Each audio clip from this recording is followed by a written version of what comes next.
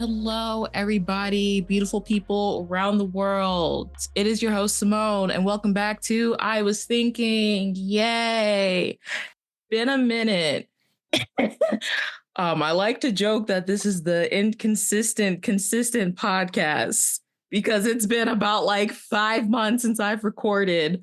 So please bear with me, but we're going to try to come back so we don't keep that tagline of being the consistent podcast.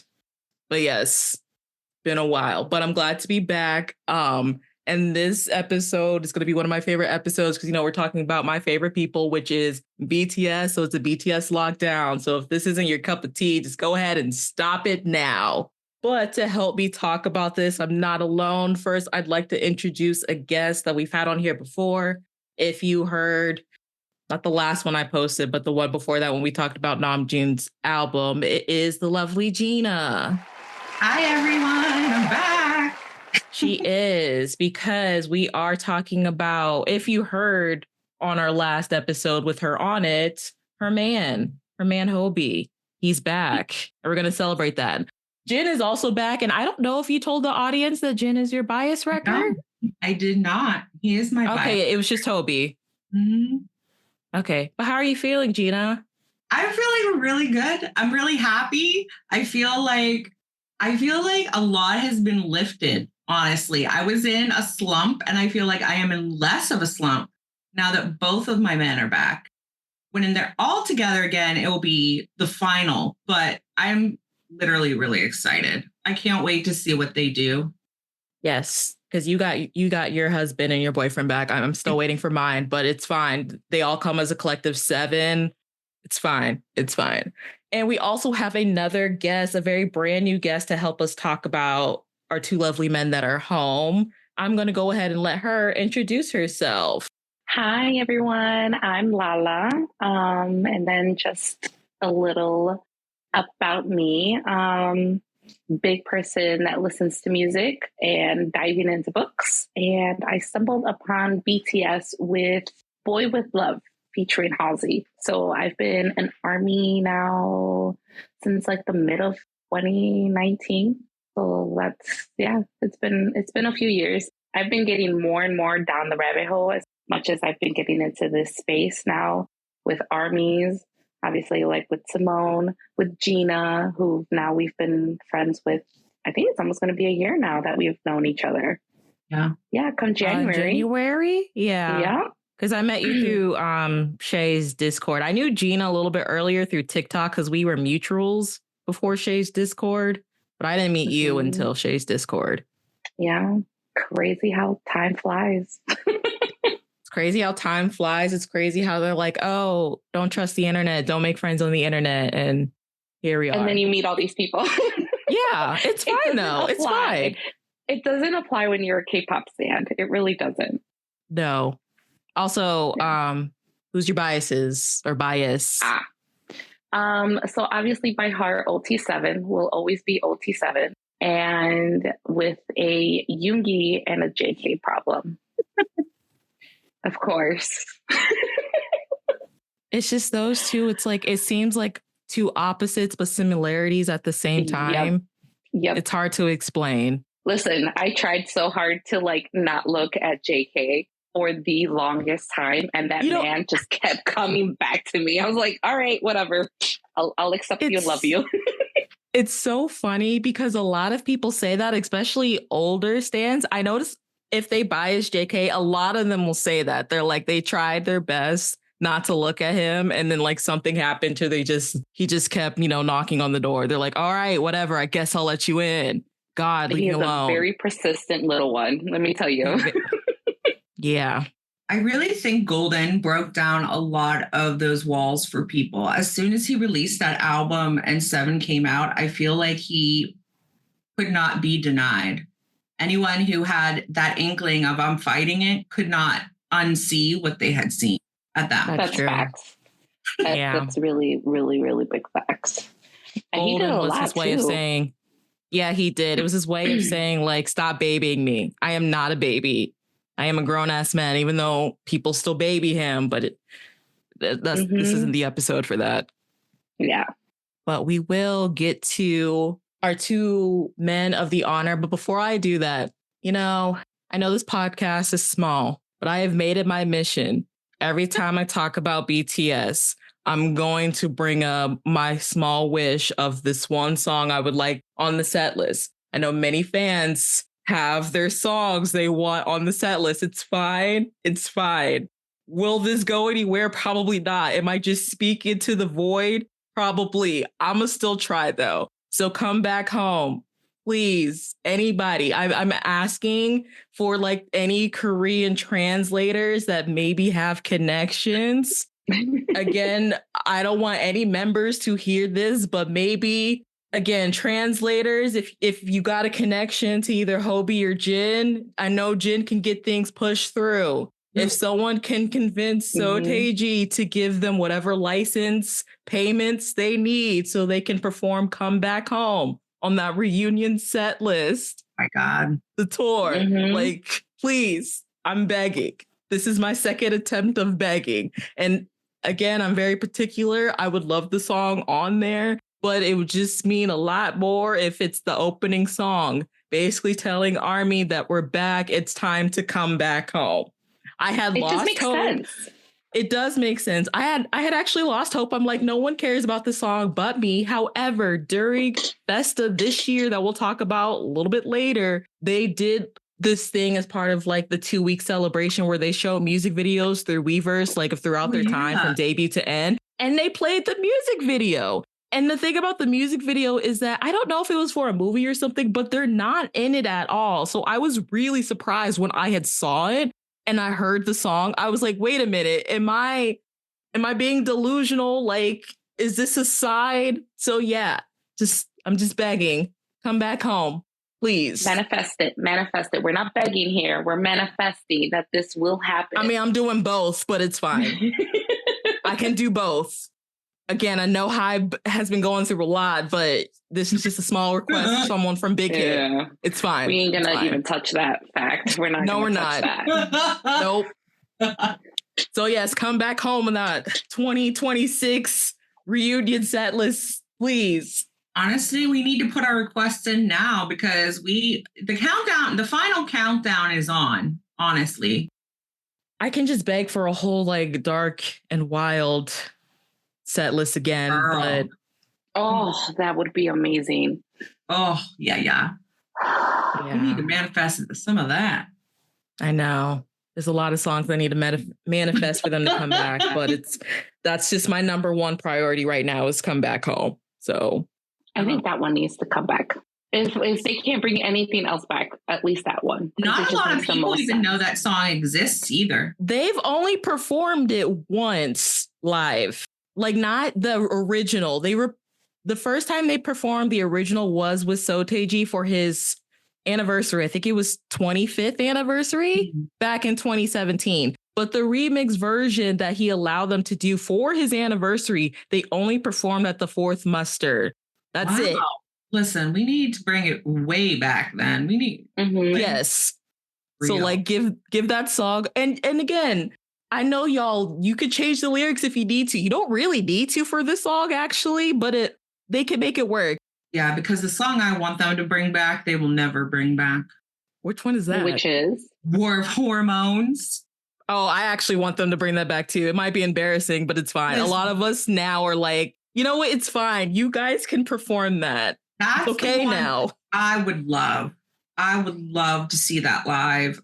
Also, it would be a way for Jimin to showcase his unbelievable Kate, because he says it's just believable now, and he wants it unbelievable again. So he could showcase it on War of Hormone, because when he turns around, you get that booty shot, and I need the booty shot.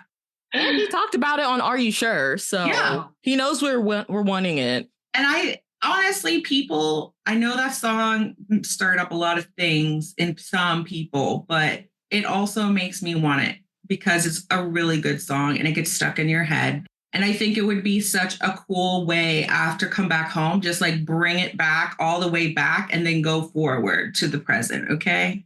Let's just go through it. I wonder if they are going to do that though. Like when they come back together, And if they do something like a live stream or something where they bring in some of the old with the new, and I mean, RM has already appointed the fact that they're going to continue the HHYH like theory. So they have to in order to connect it. That's going to have to be a topic for another day, though. Let's get on to our men of the hour, Jin and Hobie. Speaking of these two men, I have a question before we get into all of the activities that Jin has been doing. Let me put my disclaimer in now. At the time of this recording, Jin, I love you. You've done so much. So if I had missed anything, I tried my best. I don't want to hear anyone talking about, Simone, you missed this. Jin has not stopped since he came out. No, he has not. Okay. Facts. And I'm sure there's going to be more stuff coming out before this like episode drops, like when I finish editing and actually upload this. So at the time of this recording, whatever I miss, it is what it is. If y'all have TikTok, you can follow the lovely Dana. I think she changed her username to Bangtan News. You get real lifetime updates on all of them. Shout out to Dana. We love her over here. Heck yeah.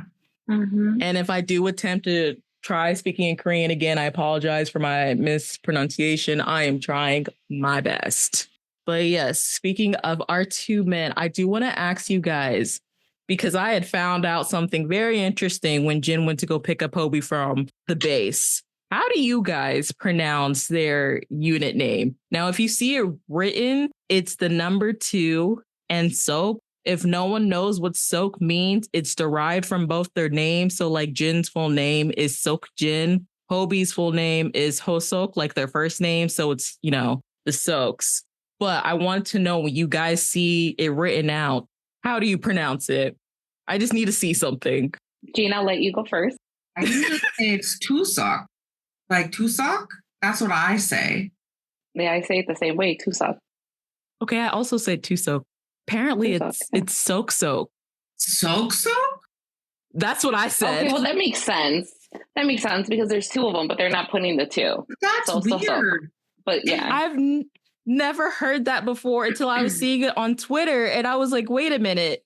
Are y'all sure? Like, I've never heard it. And then I do know, speaking of Data, she had said it in her update. I was like, wait a minute. So like, it's been Sok this whole time. I've been in Army for 6 years now from September and no one wanted to tell me this.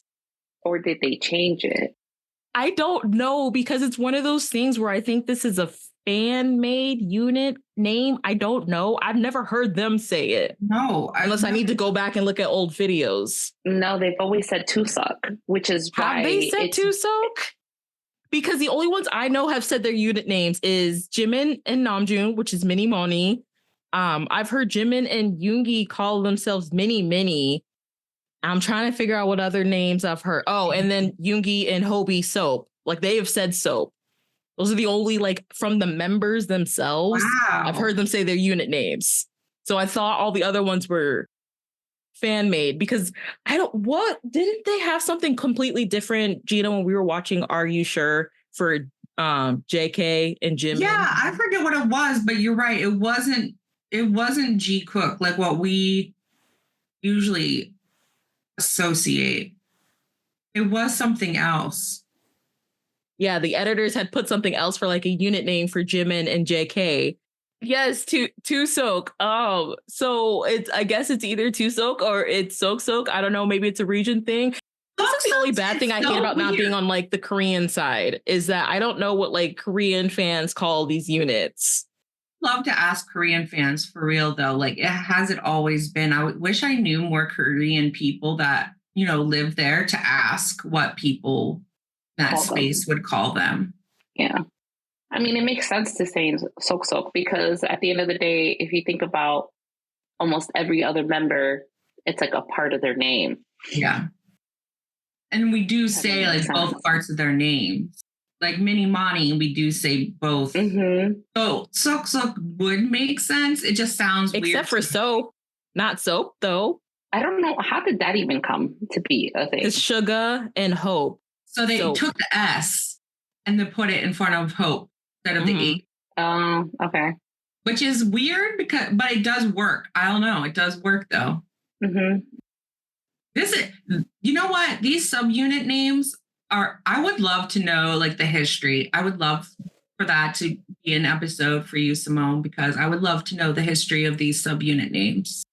And like You're asking her to BTS go deep. or just any or K-pop in general? I mean, any like K-pop in general. Like, where do all the like? When did it start? Why did it start? And then where do the origins of the BTS ones start? See, that's like a whole thing. Oh, that's a lot of research to do. Listen. And do we really want to? Because sometimes when we start going down into the trenches, we find out it's a little darker than we wanted to. And then we're just like, you know what? Every fairy tale and every Disney movie, okay? You get it ruined for you at some point in life, okay? Because I mean, if you think about it, it's not distinctly a K-pop thing. Like, isn't there a unit or like, because I don't know if that goes into like shipping. It does. For like entertainment or like fandom culture in general. Like I sit here and think about like, it's a bad time to bring them up because I know there's a lot of tragedy going on with this group right now, but like One Direction and like Larry is a good example of that. Yeah. Again, that was more for like shipping purposes, but even the members in One Direction had like unit names. I don't know if it was like that for like boy groups back in the 90s and stuff. But even in like TV, like think of I think a really popular one is like Harry Potter, maybe. I don't know any of the unit names, but again, that goes into shipping, but at least like. Yeah, I was going to say like that's more towards like the shipping than it is like a unit name. Yeah, I will say though, a lot of, I think too, in the K-pop spaces, a lot of the subunit names have become ship names. Like you see it on fanfic, like as a tag. So I think they're now pretty much synonymous with like the same thing, which is interesting. I did do a deep dive a while ago on shipping and where its origins were and why it started, which was really interesting. But I do wonder if they ever do subunit songs like they were talking about doing, what they will, if they will come up with their own names or if it will be like a soap collab or whatever.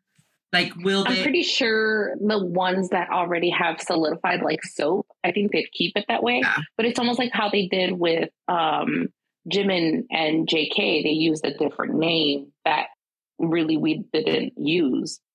So I wouldn't be surprised if for those I don't want to stir the pot. I think there's a reason. Okay. So why don't we go ahead and start off with talking about Jin, because I know not that many people have like talked about him. Yeah. Yes, our very first member that got discharged and came back home, which I'm going to be honest, if you would asked me back in 2018, if I thought Jin was going to be the one to just jump out the gate and do all the activities, I would have called you a liar. Okay. Same. This also just goes into, at the end of the day, we don't know these men. I'm not trying to say that in negative, but they always keep us on our toes. Mm-hmm. So literally like the next day when Jin got out, which was June 12th, was that his actual? Yeah. Yes. Yes, the 12th. Okay. Mm-hmm. So on the 12th, when he came back, the next day, on the 13th, which again is BTS's like anniversary as a whole group, they had Festa. So what Jin did, and we did kind of actually talk about this a little bit last time Gina was on here, but we didn't like go into detail because we had recorded the weekend before Festa happened, so we didn't know everything that was going to like take place. Happen. We just knew what they were going, the articles that came out before. So of course, we talked about the hugging people, the 100 people. And then after it happened, we did find out that he was trying to negotiate more than 100 people. I think at first he said like 1,000. And the company's like, how about we do 50? He's like, I'm going to come back at 500. And I just wanted to be there so badly when he was talking to the manager trying to negotiate this. But they had came down to 100, which is funny because they had slated the time for 3 hours. They finished that in an hour. And the way the behind the scenes where Jin was like, where's the rest of the people? And they're like, that's it. And he was like, I told y'all I could have done 1,000 people. Easily, he could have, for real. He really could have. It also shows like how big his heart was that he was like actually disappointed it went by so fast. I'm like, Jin, you're such a sweetheart. He is. He really, I would really never is. have guessed him to do that, though. At all. No. That was not in my bingo card for when he came back. No. At this point, I'm really second guessing what I have in my bingo card for all the other members once they come back, because like they're just left, right, doing different stuff. And I'm just like, all right, you know what? I'm just here for the ride. Turn into me and stop guessing. Just exactly. Just be here for the ride. Mm-hmm. Everything's going to be a surprise. Just don't set yourself up for it. That was really sweet, though. I know. It was, but really I still think sweet. That was so sweet. And there was only a few women who tried a little harder than others for that hug. There was only a few little blips in the system, which I was very happy that it was only a few blips, because in my mind, it could have been so much worse. But he didn't. He took it in stride. He took it in stride, and it didn't take away anything from him and the joy he felt being that close to Army, which I loved so much. He was very upbeat, even with all of that. Yeah. And Lala, I am going to call you out because I like your note, how you said you're not jealous whatsoever. No, not so ever. As soon as that came out, as soon as that information came out, I was all like, what the heck? Of course. Like, no, I'm not jealous. Not jealous at all to being able to hug that, especially as soon as after he got discharged.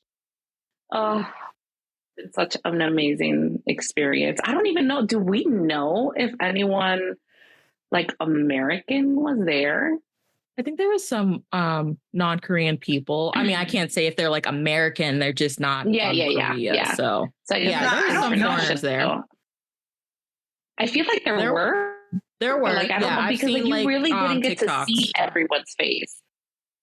You didn't get to see everyone's face like with the live, well, not the live stream, but the little clips that we got from the behind the scenes of that.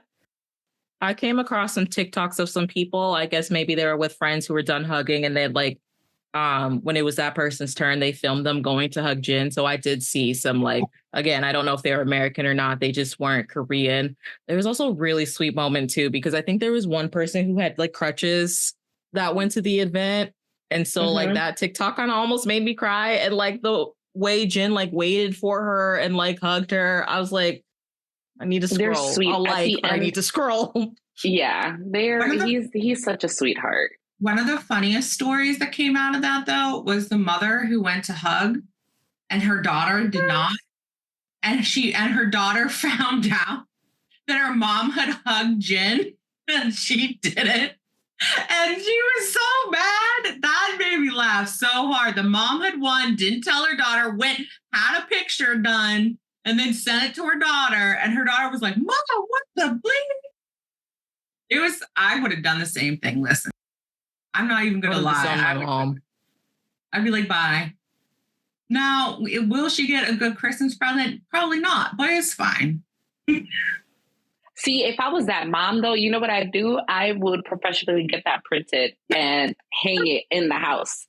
And now you're stuck seeing it every single day. Every day. Oh my God. That's such torture for the daughter. Well, hugging people wasn't the only thing that Jin did. So the whole like concept of the fan meet was called Message from Jin, June 13th, 2024. And the name derives from the same title when Jin was doing monthly messages that he pre-recorded before his service. So that was basically kind of like the end of the monthly messages, or like the last one. But he also held a solo like concert. Again, we just talked about the hugging event. And I think there was this additional like fan meet prior to the concert of when he was like talking to them, since they had a full 2 extra hours that was slated for hugging. So he just got to spend his time with Army. Of course, briefly talked about his service, which I know all the members are going to do when they come back. He also expressed how it felt to be back, how he was a little nervous. Played some games where he caught up on like some viral TikTok trends. I know a few to point out was when he was dancing to JK7 and the cat one. I'm not sure how many people know about the cat one. It's basically there was a news like segment of a man, like the anchor talking about how there was a cat walking across the frozen river, the Han River, and it got popularized for where, like, you know, how people do on TikTok, they take an audio sound and mix it with music, and then they created a dance. So that's what he did, that little like cat dance. He had also brought back his famous Eat Jin, performed The Astronaut. We got an extended version for the first time of Super Tuna. And he also performed Moon, which is from Map of the Soul 7. And that was actually his first time ever performing that song in front of an audience. So I was really glad he was able to do that. It's not his first time performing the song, but again, because of COVID and everything, it's his first time performing it in front of people. So again, all in all, not jealous whatsoever. No, not at all. Not at all, especially as a person who had tickets to Map of the Soul tour. And that was the tour. There was the first time they were supposed to come to Florida. That date was also my birthday. It's fine. It's fine. Oh, no. No, my 23rd birthday was ruined. It is okay. Not traumatic at all. Not traumatic at all. I have to laugh so I don't cry. I already did it on that day. It's okay. Oh, yeah. You know, what's crazy to me, and like, obviously we'll come back to this, but what's crazy to me is, okay, imagine if COVID didn't happen.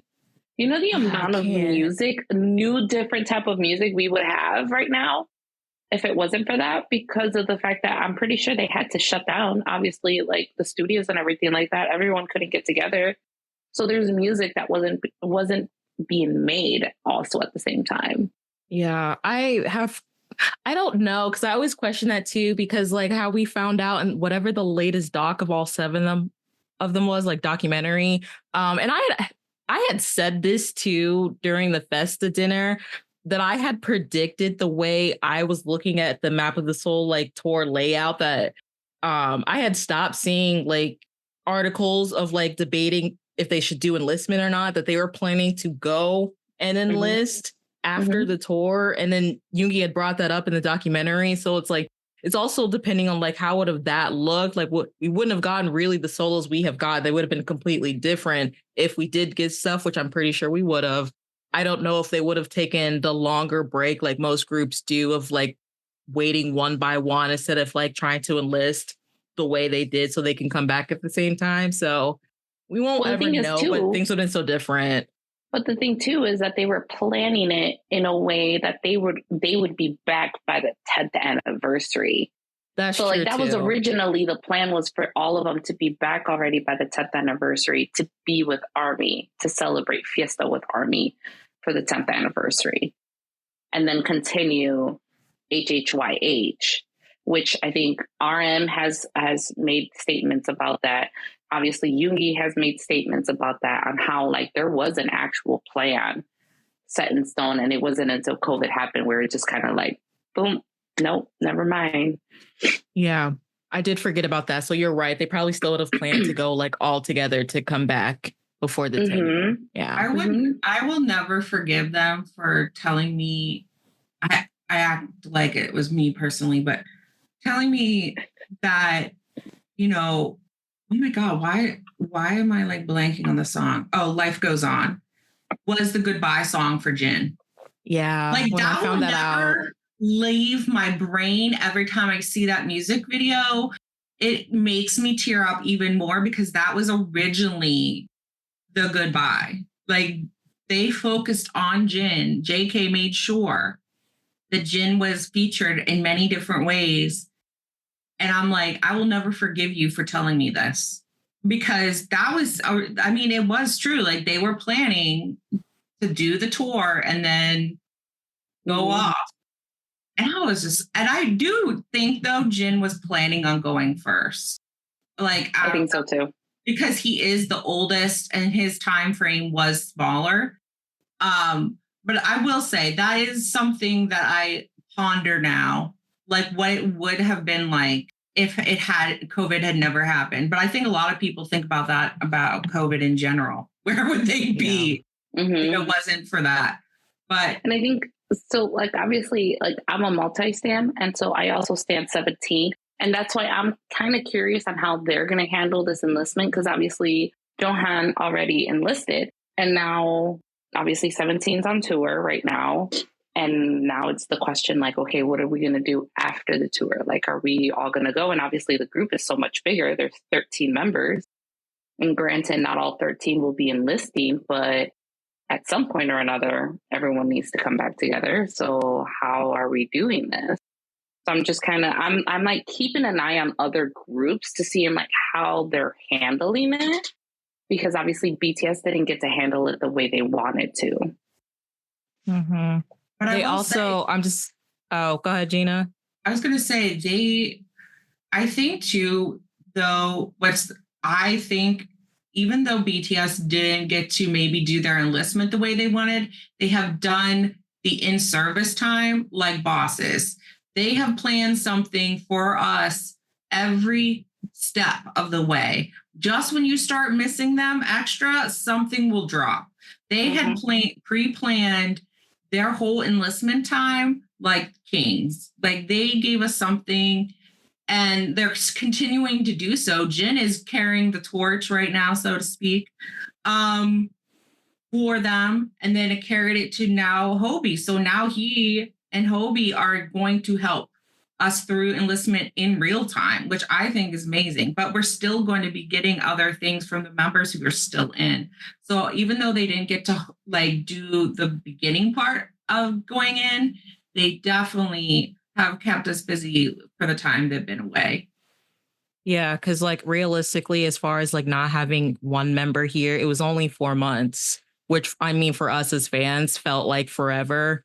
But like if you really sit down and think, like we truly didn't have one member for only 4 months the way it was planned out. And it kind of goes into what I was going to say, goes into what you just said. Now I kind of wonder, because let's be honest, I don't care if people get mad at me for saying this, BTS are trendsetters. Now I kind of am curious and want to know if there's going to be other groups that pre-record or pre-do things before their enlistment and have it come out when they're enlisted, or not. Like if they do the traditional, like when a member is gone, then like the other members either don't do anything at all or they work on their own solo, projects. So it's going to be interesting to see for the future if K-pop doesn't implode the way we're watching it implode right now.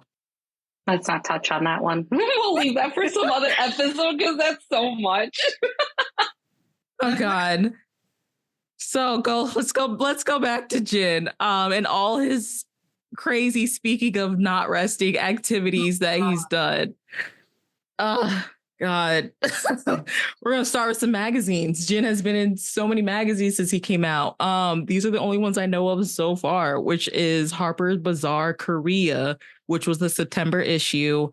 W Korea, I don't remember which issue that was. I'm assuming it was also in September. It was September. It was September. Okay. And then I know two just recently that either are coming out or have came out is Vogue Japan and GQ Japan. Oh my God. So again, that busy man. Been looking fine. That's all I'm gonna say. That like man has been looking so fine in those freaking magazines, and he accentuates his body so well. I'm just like, what are you doing, Jin? Jin. I honestly, okay, I'm gonna have to bring this. I thought once he was back, I thought he would be like, all right, all of you armies, the Delulu needs to stop. The Delulu's gonna end. I'm home. And instead, like, not that he's not stopping it, he's not saying much about it, but at the same time, I'm like, Jin, what are you dropping? Because you're not encouraging helping. it. Let's be honest. He's encouraging it. And he's giving boyfriend in every version of boyfriend in these shoots. Like, he has given us like rich, elegant, sir with that black coming down the stairs and that all black outfit. Like, he's given us suit and tie. He's given us rock star. Like, he's literally just giving different versions of boyfriends that you could have. And he also, again, we're going to get into this, but all the accessories he has been wearing, everything, I mean, he has styled to perfection. There has not been an outfit that he has worn that I haven't liked. Like, every so often you get a few and you're like, what were the stylists thinking about? That has not happened at all since that man has come out. Like, he has worn those clothes, done those shoots. And I think, and like, again, he has a lot more input too. We've been hearing his voice a lot more about what he wants. And it's coming across, I think, especially when it comes to the magazines and stuff, like what he wants to do. As well as just the clothing. I'm not talking about fashion clothing, but I do know there was a lot of talk when we were joking about like chapter 2 was with BTS with no shirts. And I really do like, listen, I appreciate Jin because we've always known he's more conservative and just the way, because I know there's a behind the scenes in, I think, W Korea, where someone he was had supposed to be asked him, short. like, He was supposed to be shirtless. yeah, under his suit. And he's like, I don't feel comfortable doing that. So it also just shows like, you can be confident without having to take your clothes off. No one come at me because, again, I'm not saying that in a negative way, but it also shows like the assertiveness of Jin. He's like, we've always said that too when he's playful. Like, as much as Jin can be playful, like he knows what he wants to do. Like that man doesn't get taken advantage of. No. You may think he does, but he doesn't. So I think he's not comfortable. He's not comfortable. He's not going to do it. Which one's your favorite? Vogue. I think that's the one where he shows like the most chest without it being like fully open. Mm-hmm. He looks good. He does look good. He does. He has this like, I don't know. It's something about like that I always talk about too, like where people's kind of, I feel like people lied to me about your 20s being your best years. It's your 30s, man. Because he has this new glow about him in his 30s. And I'm loving it. And the short hair. It looks so good on him. Not the buzz, but how it's been growing in and they've kept it shorter. It looks so good on him. You can see his full face. Cute. Like the forehead is out more now. And I tell you, he has a power forehead. It comes out and you know it's getting down to business, like for real. Like the man has a model face. Like he just does. We always say Tae has one, but it's also Jin. Jin has a face that's made for magazines. He just knows how, again, he knows how to put himself out as a product, but he also doesn't let them walk over him like a product. Like he is very confident and he is not afraid to be Jin hit. Like Jin hit is a thing, okay? He's channeling it right now. Yeah, it's definitely an editorial face. Because, you know, they say like there's different faces for different types of fashion and like modeling. So Jin definitely has an editorial one. So other things that he's done besides looking handsome is that he was the torchbearer for the 2024 Paris Olympics. Gina got so excited about that. Speaking of when she mentioned being the torchbearer earlier, he brought that to life. I was so very proud of him, though. I was too. I know he looked so happy. He did. And honestly, it was the first time that he had really been out in the world as a discharged man. Mm-hmm. And France really made him feel all the feels. I think that will be one of his favorite moments in his life because I still remember when they asked him like what was something he remembered, and he remembers this interview that they had done with an army, and she said, you know, what's waiting 6-8 hours for Jin to run the torch when I waited this long through discharge, like till discharge, like for the military. And he was like really touched by that. And I think it's stuff like that. Like, yes, the torch is a huge honor for your country and everything. And you get to be selected and you get, you know, a part of the torch, like you get the ring from the torch to keep for yourself. As a memento. But I think for Jin, it was also a real like part of, wow, like Army did wait and they really like are dedicated and love us like we love them. And I think it's just a beautiful thing that like he got to do that in a time where he was probably feeling a little unsure. Like he was very nervous when he performed for Festa. Like he said, my voice isn't as good, or I haven't done this in a while. And that's like a very common thing I know for every idol who comes back after military. But I think Jin needed that boost. So I think that the torch was like something that he needed and didn't know. because I think it validated him in a way that he needed at that time. Plus, on top of that, it was also another way to connect with armies at that time. And I'm pretty sure there's a lot of people that travel in for that specific, so being the fact that I'm sure there was armies that knew he was going to be there and they're like, oh, well, we want to be there. And obviously they're waiting, 6 hours just to see him. Like, that's just a way to also reconnect for him with the fan base. No, 100%. But it also solidified Super Tuna as his theme song. I was literally going to bring that up right now. I just laughed at the fact that they played Super Tuna for him. And then you see his reaction. He's like, wait a minute, are you? And the hype man was so funny. Did you see the hype man on the truck for Super Tuna? That was hilarious. His ears got so red, and that's how you know that man is embarrassed. But I was like, can't be that embarrassed. It's basically his theme song now. Song. I think it was because of that he's all like, you know what? I'm going to just extend it and make an extension of Super Tuna. Make a music video. Yeah. And because he changed the music video too. Listen, that's his theme song. If he was like a boxer or a wrestler and he needed a theme song to come out to, it would be Super Tuna, okay? The football players always have their song. No, it would be Super Tuna for Jin. It just is. 100%. I also enjoyed the Paris.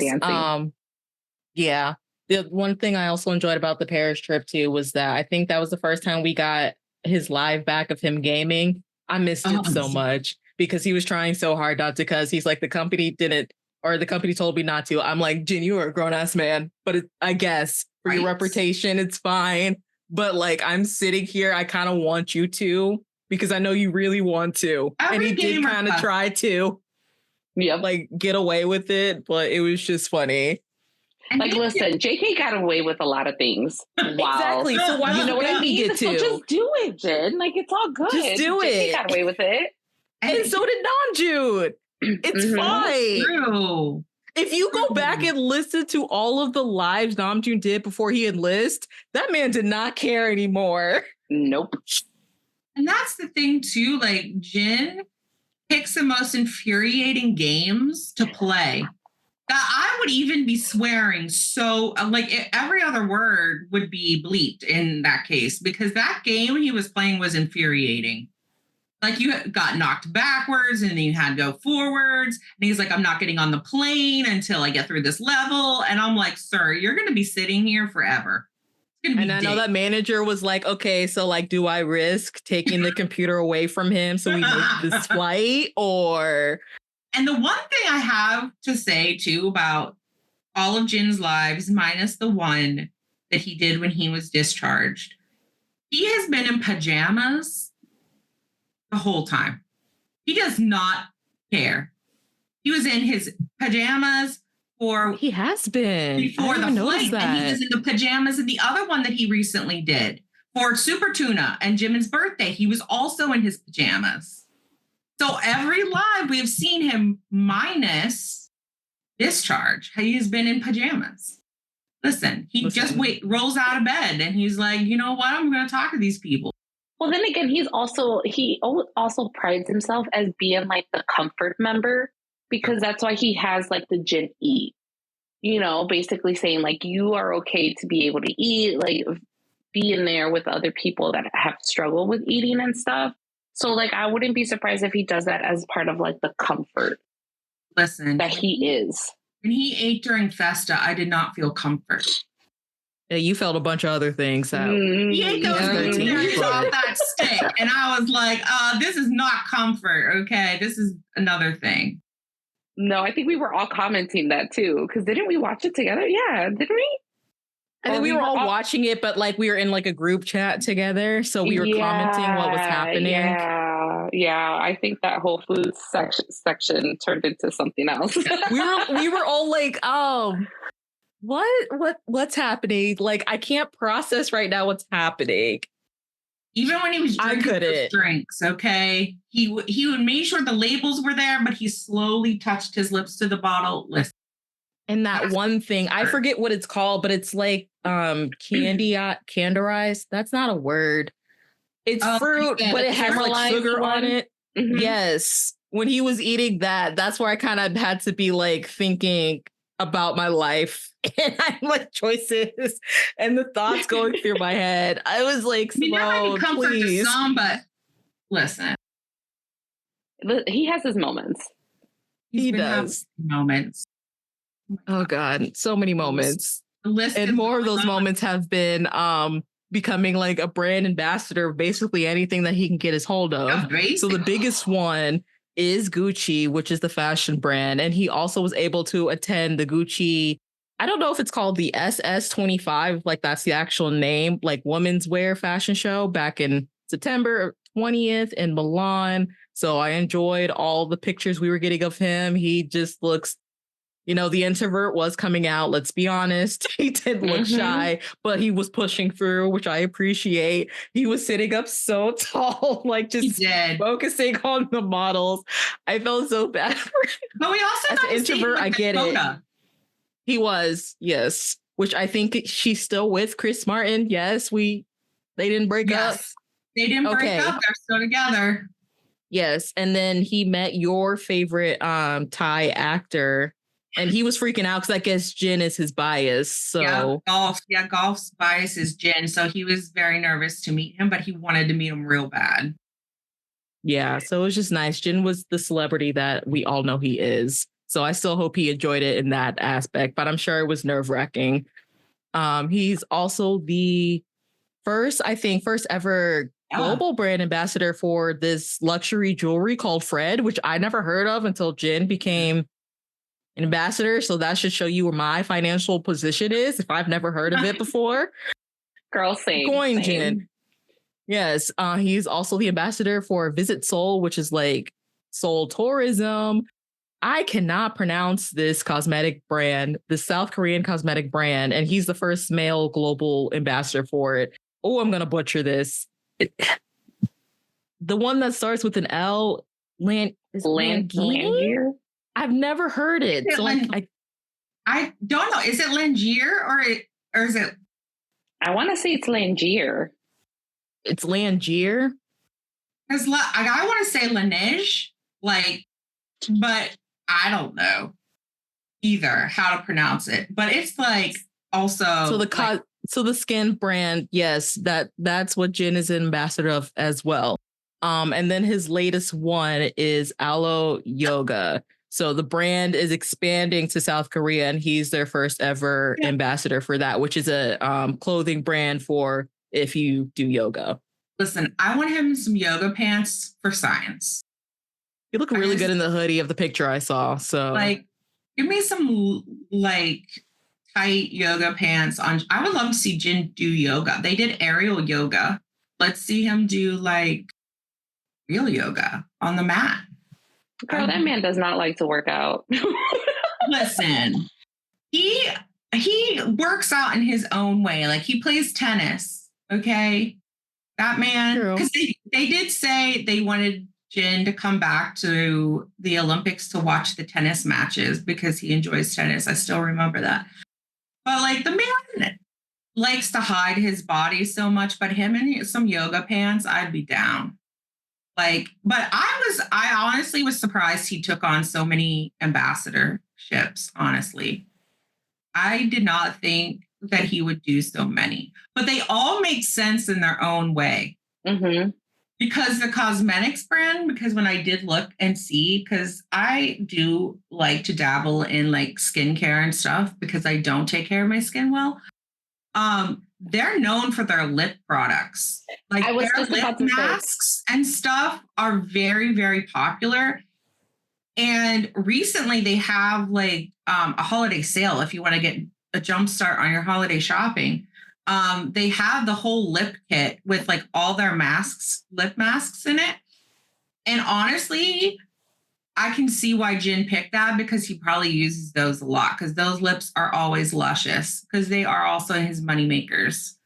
So that one, I think to me made the most sense other than Gucci and Visit Seoul. But like the Fred one was completely out of left field for me. I was like, what is going on? The Gucci one, I'm not surprised because I think I saw like either the owner or someone very high up of Gucci themselves said they wanted Jin when he came back. So he was requested. Blah, I can't talk. You know what I mean? Damn. But I love that a lot of these fashion brands are taking up these Korean idols and really like showcasing like their fashion through them, because each of these men also aren't afraid to dabble in the women's fashion as well to show how versatile it is. And I think that's such a brilliant thing because Jin is also one of those men. He can wear the men's fashion, but he can also wear the women's fashion. Like he's not afraid of pinks and florals and things like that that are not traditional in male clothing. And plus their body frames, like these men are built. Like Jin has shoulders for days. Mm-hmm. So the fact that they can dress him when you're used to models being a more like softer frame with not the big shoulders and stuff, the fact that Jin went to Fashion Week like that and pulled off something in a color that was stunning on him that I would never have picked for him. I think it's fun to see Jin doing stuff that he wants to do, like ambassadorship wise. And like I said, the yoga thing, never would have predicted that either. Like that man has never done yoga. That we know of. That we know of. I don't think they'll ever showcase it if he does. No. At this point, I don't know anymore. But as we continue, so other things that Jin has done is release the extended version of Super Tuna on the 11th of October. So we finally got it on audio that we can listen to whenever we're down, because that's what I do when I need to pick me up. Let's just say it's Baby Shark for adults. I appreciate it. It really is. You will not have a smile on your face when that song comes on. Yeah. I'm just going to assume you're a miserable person or you just hate them that much if you do. Like, well, as we know, there was drama with that release, though. We aren't going to get it. We're not. But because I'm over it. Listen, that song is forever going to be a blip on his timeline. It will always be precious, even though he wants to pretend it's not. It's going to be part of his legacy, okay? When we see those roles of all the accomplishments, Super Tuna is going to be on there, I guarantee. Yes, it is. And speaking of, I mean, I guess I didn't know how to transition this. I was going to be like, speaking of fish, because like water, island. I don't know where I was going with that, but it hasn't happened yet. He's holding like a live event with their game in the Somme. I don't know if anyone still plays that anymore. I still play it. Although I'm obsessed with the new cooking one now. I haven't been able to stop playing that cooking one. See, I have a problem. And that's why I haven't started that one. And that is why I haven't started that one. The cards you get of their characters, it's so adorable. And they just updated, so now you can get cards of like DNA. I love it so much. Don't tell me this. Don't tell me this. I'm going to make you start playing it, Lala. But yes, he's doing some type of like event for In the Somme. What is it for? I'm not really sure, but just expect like, because he's actually going to like go on live and do something for In the Somme. God. I'm excited. Yeah. It's on the 30th, I think. I mean, it'll happen before this episode comes out, but yes, October 30th. Level like 20 over 2,000 right now on that game. We aren't going to talk. I don't remember what level I'm on. So it has been a while. Like I said, I've been obsessed with the cooking game. Yeah, I haven't played that one in a while. I've been stuck on Rhythm Hive. I gave that up. I deleted it off my phone. Oh, girl, no, I am stuck on that one. And I am very persistent on like collecting all the damn cards. That's why I kept telling you, like, don't tell me about cards because that's how you're going to get me into a game. Listen, BTS, if you want to get us more, just get us gamer girls that are low key, all right? We don't always play all the game systems, but you get us on our phones playing mobile games. Exactly. Coming from a non-gamer. So, and then other things that Jin has done and will continue to do is variety shows. So he's literally becoming the variety king. So the first one that he did was a show called Half Star Hotel in Lost Island on August 19th. He also did that with his friend who I'm forgetting his name in the group that he's with, because he was on an episode of Run with Jin. Is it Sangu? Yeah. Sangu? Is that his name? I don't remember, and I apologize for not remembering. But I like their friendship now that I know about it. Their friendship is so cute. They balance each other out really well. They do. They do. So, and then he also went on a Japanese variety show back in August. It was like a 24-hour thing called I Love Everyone Zoo. And it's kind of like a charity, I think I found out. So the animals that he takes care of, I believe they're up for adoption or just to like bring awareness of like, pets who need homes. So I haven't found a place to watch it. Japanese content is very hard for me to find to watch that's subbed. So I just know it happened. If I can find it, I will try to watch it. And some upcoming ones that he's going to do is recently it was just announced the K-SAR Next Door with Jonathan, who is a famous Congolese YouTuber that's based in Korea. That's coming out on the 29th. He's also going to guest star on a variety show called Salon Drip on November 5th. Not until 2025, but he's going to be on a Netflix variety show called Kian's Bizarre B&B with the entertainer and webtoon artist. I hope I'm saying his name correctly. Kion84. But that's what's to look forward to on Netflix next year. I don't think they gave when it's going to come out, just the year. Oh, and finally, the one that we've all been watching is Run Jin, where he took Run BTS and just made it Run Jin.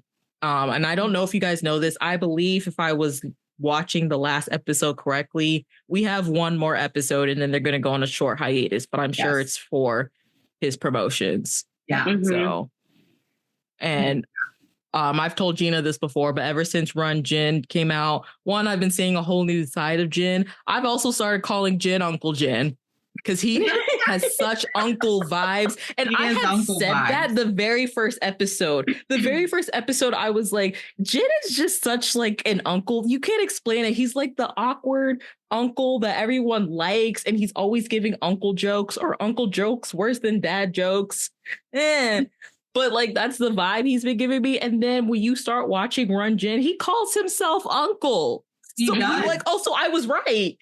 He's giving rich uncle vibes. He's in that stage. He's in his uncle stage. That's where he's at. And he is an actual uncle. So what makes me laugh is every child that has been on that show, he has offered them money if they did the right thing. If they said the right thing, he's like, oh, what's your bank account number? Like he wants to send them like, $100 or something. Literally, it's uncle vibes. Like the uncle that always has money in their pocket that they like hand out if you like get them the newspaper or something. They're like, here, as well as making sure the kids still think he's cool. That's why he's giving the money. He's like, so I'm still cool, right? Like, can you tell me that I'm still cool? And if you do, I'll give you a reward. And I buy you pizza. Like, I'll buy you pizza for dinner. Like, look at me. Yeah, it's totally Uncle Jin. It's like so funny to me too, though, because like the one thing too that I noticed that was really like consistent in majority of all his videos, anytime there was kids or anyone younger than him, as soon as they would call him uncle or they would call him Mister, he would just look so offended. Like, dude, you're calling yourself uncle and you're getting offended because they're calling you uncle. Like, technically, that's what they should be calling you. I know. And it's funny, too, because like even the younger ones, he would call them friend, like Chingu. Yeah. But I noticed like the younger people, he would be like, just call me your friend. That's what I'm saying. Uncle vibes. Because he's like, I'm not an uncle. I'm just like you. We're friends. Like, we're colleagues. Oh, God. Uncle vibes. But he also is not Uncle Jin. Be competitive with those children either. He will. Oh, I didn't realize how much Jin cheats. He cheats so badly. I'm like, what is going on? Oh. And he doesn't even hide it. He doesn't even try to hide that he's cheating. Nope. He's like, he doesn't care. He does not care. Nope. I was laughing so much. He's like, I'm famous. They'll just let me cheat. I'm like, bro. And it's funny too, because then there was the episodes with him going to, was it the middle school where it was like the whole 1 versus 26, and like he was the old high school, and he still lost. Like, homeboy, you're not even cheating right, because at least if you're cheating, you're winning, but you're not even winning. Well, this is just telling me that when they all get back together, that they're gonna have to watch Jin. Like, make sure he doesn't try to cheat against them, because it's one thing if it's like other people, like your friends, like he had some of his friends on the show and stuff, but like it's another thing when it's actual like your brothers who can call. I don't know, because that one famous episode where they all lied to each other. Oh my God. I don't remember what it's called, but it's the one where I think they're in a mall looking for things, and like the betrayal they all had, revealing how much they actually got. Jimin was like so proud of himself that episode until we realized. They're really good at it. But I do think it's going to be funny though to see like what other things Jin gets up to though, because he has done some really like things that had never been done before on like any of the Run episodes. Like they actually put this man to work in like jobs that like he would have never done in real life. Like working at an internet cafe, like that sticks out in my mind because this man was like cooking and serving food to children and spilling stuff all over the place. It was like, and then his new evil laugh that he's also developed, which just makes it funnier. Dude, when I first heard the evil laugh, literally my first thought was, you sound like the Grinch. Because that's the Grinch laugh that you hear towards the children. Oh, God. I'm telling you, if I couldn't love Jin anymore, like this, all of this has just made me love him even more. I cannot stand him. Uncle Jin. Uncle Jin. So speaking, watching him. You can't. So speaking of Uncle Jin, you know, his main job is still being a musician. So we finally got the announcement that it is his time to show us what he's got. His album, which is technically a debut because, like, you know, he only had the single The Astronaut before he left. But he's coming out with Happy, released on November 15th. And of course, you know, we're getting the track list and concepts as we go. So it was announced on October 14th that the title Happy was set to release on November 15th. Weverse announcement said Happy is Jin's heartfelt invitation for fans to join him on his journey to discover happiness, and each track has its own unique vibe, all grounded in a band sound. So for fan interaction and promotions, there's a couple things going on. I know there are a couple raffles right now for like autograph posters and a video call. We will get to talking about all that in a minute. I also think I saw something about like a fan artist, like, you know, for the side of the fans that be drawing and like making artwork. There's a competition for that as well going on right now. The concepts have already dropped and the color schemes of each album, there's going to be 3 of them. And the primary colors, red, blue, and green. So Journey, which is the red version, for me, it gave rich summertime, like tennis coach out glamping, you know, in the woods, but in a part of the woods only rich people know about. That's what the red version gave for me. Imagine, which is the green version, is like an office worker. Does Jin embody Michael Scott or Dwight from The Office? That's the question for you guys to ask yourself, because that's what I was asking myself, as well as Navigate, which is the blue version. And we got, even though it is a wig, blonde Jin. Blonde Jin is back, and his favorite thing, which is nighttime routines, pajamas, sleeping. That one picture of him when he's leaning against the wall in that pink robe, that did something to me. Okay. I don't know what it is about that picture. That one, I claim it. That is my picture. So, why is it that it's always leaning? I don't know. Maybe he looks better leaning. I don't know. No, because it's the same thing with RM. That is true. I didn't think about that. Actually, they are tall. I think, what was it? Wasn't it the one where he was, RM was leaning on the on the ladder. It was a metal ladder, and he was leaning, looking down. And I think that was one of the ones that you were losing your mind. Yeah, that's what I mean. Like, you picked ones where they're leaning. Because they're tall, and I'm not that tall, okay? So, I don't know. Maybe I need an evaluation of what that means for me. Sure. Anyway, I'm going to continue so I don't keep exposing myself, because I have a reputation on this podcast, Lala. What? People need to know what you're into. Ain't nothing wrong with that. Exactly. They don't need to know too much. Okay. Let's get into the track list. So this album is going to have 6 songs.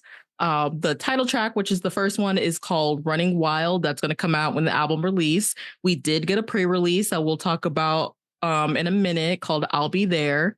3 is Another Level. This is the one where I said, in case I butcher the Korean.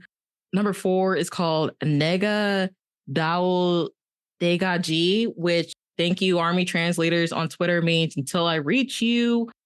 We actually do get a feature on this album. It's called Heart on the Window, featuring Wendy from Red Velvet. And I think I was telling Gina, like, I think this is really the first time I've seen BTS collab with like other idols from their same generation. Because you know how we put like groups in generations of like 2nd gen, 3rd gen, 4th gen. This is the first time they've actually collabed with someone like from their same generation, and different company too. If you don't know, Red Velvet is from SM Entertainment. And then the last song is called Kuri Ume, which is yearning or longing. And then what I usually like to do is give props to people like behind the scenes, because I know we always like talk about the finished product, but like there's a lot more people that go into like the production of these things for us to appreciate the final product. So just like some writing credits of like people we do know that helped Jin make this album. And then I know some people were very excited about. So of course we have our fellow P Dog, who has been with BTS pretty much since the beginning. He has writing credits and producing credits on like 4 out of the 6 songs. We have Ghost Loop, who has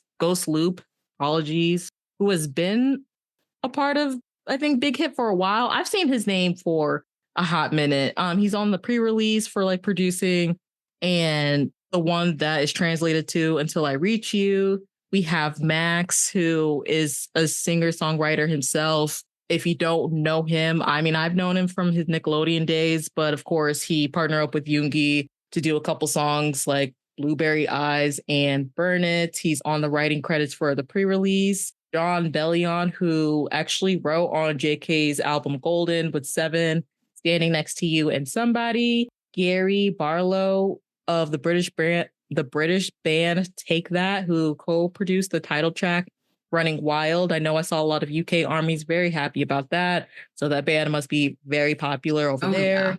Yeah. Taka and Tor. Oh, I think my spell check changed the name of this J-Rock person. So I apologize for that. It says Tor, but I don't think that's correct. Actually, let me scroll down. Is it on here? So it's Taka and Toru. Yes. Toru. Yeah. Toru. They're part of a J-Rock band, One OK Rock, and they're credited for the 4th the 4th song, Until I Reach You, which I'm very excited about, because I feel like we're gonna get some heavy metal type like band rocker. I'm very excited about that. Ever since Dynasys, I'm very excited about that. And then last but certainly not least, we have Jin himself. He has writing credits on this album, 4 out of the 6 songs. The only ones he doesn't is the title track and the Yearning Longing one, which is the one at the end. And then we also got an announcement not too long ago that part of the promotions for the album, he's going to have a special stage on November 16th and the 17th at the Jangchung Arena over in Seoul. I was saying that that's the same place JK had his little golden special, if I believe so. That's correct. Oh. Yeah, so there's that. Yeah, and of course he's going to be performing all the songs. I'm sure it's like kind of like how Festa was a fan meet for everything. And for you to attend, you'll need the Army membership or have purchased the album. And I do believe I saw an update that it is going to be streamed. I'm sure you're going to need the membership. Don't know if it's going to be free, if we're going to have to pay for it. So we'll see when more comes out. But let's go ahead and talk about I'll Be There, which is the pre-release that dropped on the 25th of October, as well as the music video. And then recently, too, there is a live version with the band that just came out of him performing I'll Be There, and an ad, which I kind of feel like is a second music video in itself, promoting Dolby Atmos, which I know is kind of like an audio company to like enhance audio sounds. They partner up with Apple Music, I know for sure. So you'll see certain songs have like a Dolby Atmos to like enhance the quality of the song. Yes, I saw that when I actually went on their website, and they have like physical speakers and all that. I thought it was just with Apple Music, but there are a lot more than that, I'm finding out. So yeah, there's like a completely separate, different music video for I'll Be There with Jin for Dolby Atmos. No, Atmos, however you pronounce it. Yeah. So what do we think about the song, guys? Whoever wants to go first. I love it. I enjoy it so much. And I feel like it's so Jin of him. Like it fits him so well. And I'm really excited to see how the rest of this album is going to be for him. But that's his genre. Like that's literally perfect for him. The music video was awesome. And I don't know, did you guys get to see the live performance as well? I watched it. Mm-hmm. That was really great that he did that. And it just seems like he has so much fun with this song, which I love. I love that for him. I actually really like the live version even more than I did like the studio version. Like it sounds exactly the same. Like I always think, these men eat CDs. Like they sound exactly like you would expect the CD, like it just translates. But I really love this song for him because we're so used to hearing ballads and so used to the softer side of him because his other solo songs have been much more ballady. And even Moon is like softer than this. This is like definitely that pop, punk, rock kind of edge. And I was actually listening to it last night again, and he uses like a technique, like his what I call swoop notes, that are very rockabilly like. If you listen to like a lot of Jerry Lee Lewis or whatever music, it has that, like his notes are very much like that. I know I'm getting like into different genres, but I just really love this for him because it's him experimenting. And it kind of reminds me a lot of how JK went into making Golden. He allowed himself to experience the songs that he wanted to experience because Jin did go shopping for his album and find songs that he thought that he could embody. And this song, I think this for his pre-release was the smartest thing he did because it opens him up to show what happy is going to feel like, because it did so much embody happy, like the whole feeling of like the video was bright. There were bunches of people. It was a very diverse cast of people. He is just, I think, really going to surprise us a lot with this album. I think too, just looking at all the writing credits and the production that went into this, we are definitely going to hear more upbeat than ballads. Although I won't lie, like if he did a rock ballad, I wouldn't be sad about it. Like a power ballad, it would be pretty amazing. Because I think where he says his voice was not ready, his voice is definitely on now. Like he definitely got into that studio and put a lot of time and energy into this because he did not hold back on this pre-release. Like he really did come out and give us like a performance. Even in the music video, he was dancing in his way. He has the arms out. he's ready to go when he does the arms out move, like when he performs. But no, I love this song. It was just giving me my childhood. It was giving me my teenage years for sure. Yeah, I enjoy the song. I feel like I've said it on here. I'm not really like a band girly like that. The only genre I don't really care for at all, well, I feel like that opinion is changing now, is country, but that also goes into bands. I was not a person who listened to like bands like that growing up, but I still enjoyed this. I think I had said when it came out, like on our Discord, that I feel like, especially this song, I'm gonna need to see it in some rom-coms, especially those rom-coms of like blended families, like at the end when they actually get married and you see the montage of the wedding and then like the children. And then it can be like a message of like the new parents telling the children like they'll be there for them. Listen, I got a whole thing planned out, but I was gonna say you got a whole production. Listen, we need to find this movie. Can somebody write it, please? Right? That's like what I was envisioning. Like, but you could also, I feel like, find it in like PG type, which isn't a bad thing. Like, I am a person who still watches PG movies. Like, some of them are good, okay? Like Best Friends or just like something like that, even if it's still a rom-com. But yeah, like what Gina was saying, it just ties into the whole theme of like Happy. It's just like feel good music from his vocals, the lyrics, like just the whole message in general.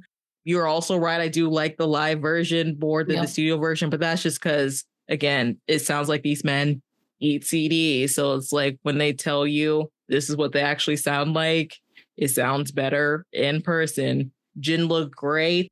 Saw many jokes of people like, oh, so that's where the Magne Lion shirts went, because he had like 3 layers of t-shirts on, which I thought was funny. Jin is also in his High School Musical era. That was my era. So it's fine. I'm loving this. I can't wait for more. I'm sure he's going to bring out different, like, because that's one thing too. I don't think people talk about, like, when you say band music, there's a lot of different genres within that itself, like we know for others. So like it could be what we just got, which I would consider more like pop band music. Yeah. We could possibly get like punk band music, rock, like it's endless. And especially off the names that I just listed, depending on what type of music they do themselves or have helped produce, I feel like it is going to be a good mix of genre where band is like the staple, but it still is all going to sound so different. Plus, on top of that, it's one of those things where like his favorite, and he's mentioned this too, where like his favorite band is Coldplay, which is why, you know, they've done stuff together and everything. So like this album doesn't surprise me. This song didn't surprise me, but I love it. And like you guys, I really love the live version of it, especially because he was starting to hit like more higher notes as he was doing it compared to like the studio version. The studio version, obviously, it's still good, but live versions, you know, the artist can go ahead and add a little bit more to it, and they get into it, and you can tell. Yeah. His ad-libs on the live is just better. Like it was so much better. And I was like, can we just like put that as a secret track on the CD? Like, please. Even like I was going, you know, because sometimes on Twitter, they be pulling the receipts sometimes. I didn't realize, I think it's when they were going over Map of the Soul Persona, because like I had mentioned Dionysus, that's what was my first time being like, you know, if we get like a whole rock album, I first said I think BTS, but even just Jin, the way they made him hit that high note at the end, like I'll be okay with it. And I think Namjoon had said like he listens to this type of music, like this is his music, like how Lala was just saying about Coldplay. So like this is his era. I'm gonna say it, controversial, I like rock Jin better than ballad Jin. Maybe that's just me because I'm not a ballad girl, but I'm enjoying my rock Jin. I want more. Yep, I'm loving it. I'm actually very happy he's going this direction with his solo. I would have loved ballad Jin. Don't get me wrong. Again, that's my man. But now that I see rock Jin, I'm even more excited. So I think also it helps the fact that like Hobie went towards more of the rock.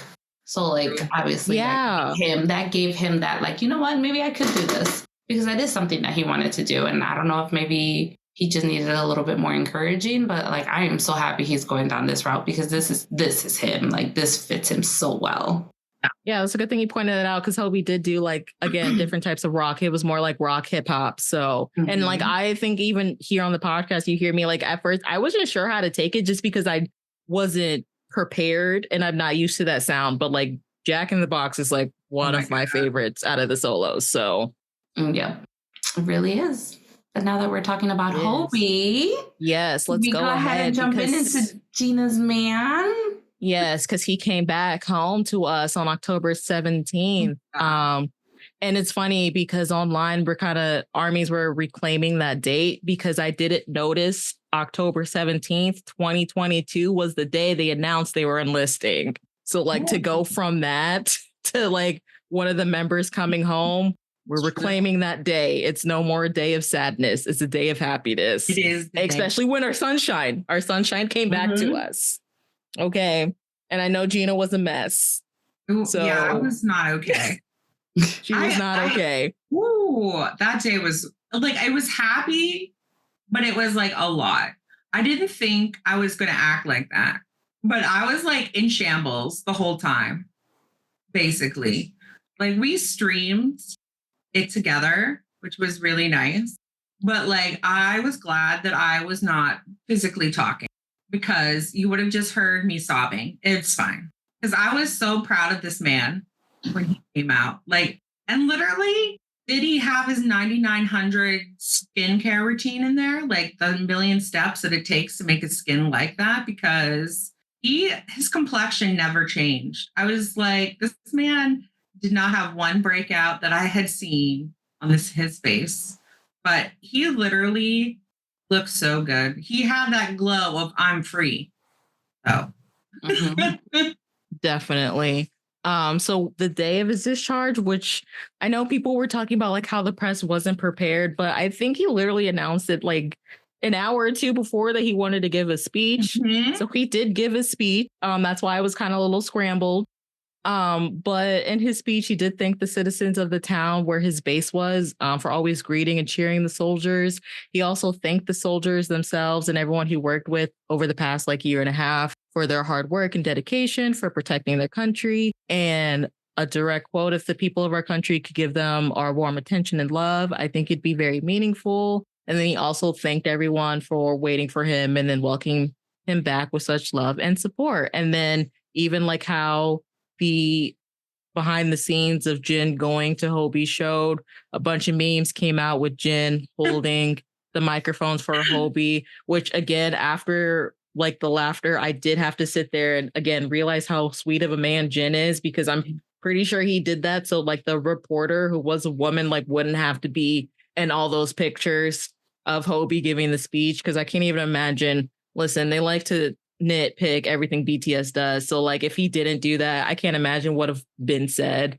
So again, I feel like people don't realize sometimes Jin's actions, there's always like an underlying like reasoning for it. So it was sweet. And again, we got our laughs. Jin looked like, again, a rich uncle picking up his nephew from camp in all his Gucci that matched his hair. And he did it on purpose. Like you can tell by the BTS bomb that they dropped with him as he was going over there. With his did you see him say? Yeah, did you see him say he stuffed the bouquet with bubble wrap to make it look bigger? Yep. Yep. That man purposely did that because I think, wasn't it you, Simone, when we were watching this live together? I think it was you. You commented like, oh, not him bringing something that's the same size as Hobie. And then right there, I saw the live of like him saying, I wanted it to be just as big as Hobie. I was like, oh my God, you would. Listen, I'm more in sync with him than I thought. This is why. Jin is our DIY king. He makes DIY stuff all the time. That man is a crafter. He's out here making things, okay? Things for his music videos, like little hearts that he tucks in his pockets. Like he makes everything, okay? He's just that crafty king. Someone also pointed out that the flowers he gave Hobie are the same colors as Mong, and I think I almost lost it. It's the same color scheme as Mong. And I was pretty proud of myself because I didn't cry like at all when Hobie came out. However, when he went on Instagram and posted like the behind the scenes of when he went back to Hybe in the practice room and the video of the staff congratulating him, I was like, so I don't cry at anything else, but I cry at them partying for Hobie's return. The way they're chanting his name and the banner and them having their like cell phones as like the flashlights. This is when I break down. It's fine. It's fine. Well, that's because also it's one of those things where like, and we could all probably attest to this at some point or another, you know, when you work with people that you actually genuinely care about because they're really good, genuine people. So you're wanting to be there for them. Like that says a lot for the staff to do that, to put that together and to just welcome him that way. Like that says a lot about his character and how he treats people. For all of them too, because I think Hobie's live that he did that night, I had watched it late because I was waiting for subtitles. And listen, guys, I need my sleep. Okay, I just couldn't stay awake. I didn't see Jin's either. I couldn't wake up to see their lives. But he had mentioned that they did something for Jin too. Obviously, he didn't post it, but they did something curated for each member. So I think for Jin's, it was more like kind of laid back, and they had like wine and stuff still in the practice room. And knowing Hobie and like his kind of his personality. In his party self, like they threw a party for him. So I'm sure for the other members it's going to be different. But like you said, it really shows how they do actually enjoy working with BTS, how they actually like treat them more than just employees. Like they see their staff as not only like people, first of all, but just like family. That says a lot, especially in the entertainment industry. We have been seeing more and more the appreciation of the staff in this chapter. Even in Run Jin, we actually for the first time saw some of the staff. Like they showed their faces and participated in one of the Run Jins. And we've seen even this morning, Tay posted wedding wishes for one of his staff members that was with him throughout like his promotions. Like these men genuinely see these staff members as their family. And they feel the same way about the members. And it is such it, and you have every right to feel emotional because that was coming home to him because those people became his everything when they were young. They didn't have their parents. So the staff members did take them on and discipline them and stuff as their children. So I think it's just it is such a beautiful thing to see these men just so appreciative of these people who they see every day, just like their family that they would have seen. And I mean, they treat them like family as well. Because I mean, time and time again, we see JK like caring for the members during whatever they're doing, whether it's the Run BTS episodes or whether it's the latest one that they've done where Jin, like JK is either getting shoes, making sure that they eat, buying stuff like for them to have drinks and stuff like that on a hot weather day. And it's just, you can see how much they co-work with each other. But yeah, I will have to say though, that episode with the staff showing their face, you can tell how long they've been there for the fact of how much they were winning. The staff itself was winning. Like I was all like, yeah, you guys were on the Run BTS episodes with them. You guys know. And honestly, you could see them like tormenting Jin. And the fact Jin took it and just like went with it because he was so comfortable with them. And you know that Jin asked permission because that man is consent king. Like he definitely made sure that they were okay with that. And like Simone and I and Caitlin watched that episode together, and I know Simone definitely got emotional. I got emotional seeing the staff because it was just such a meaningful thing because we never see their faces. They always make sure their faces are blurred.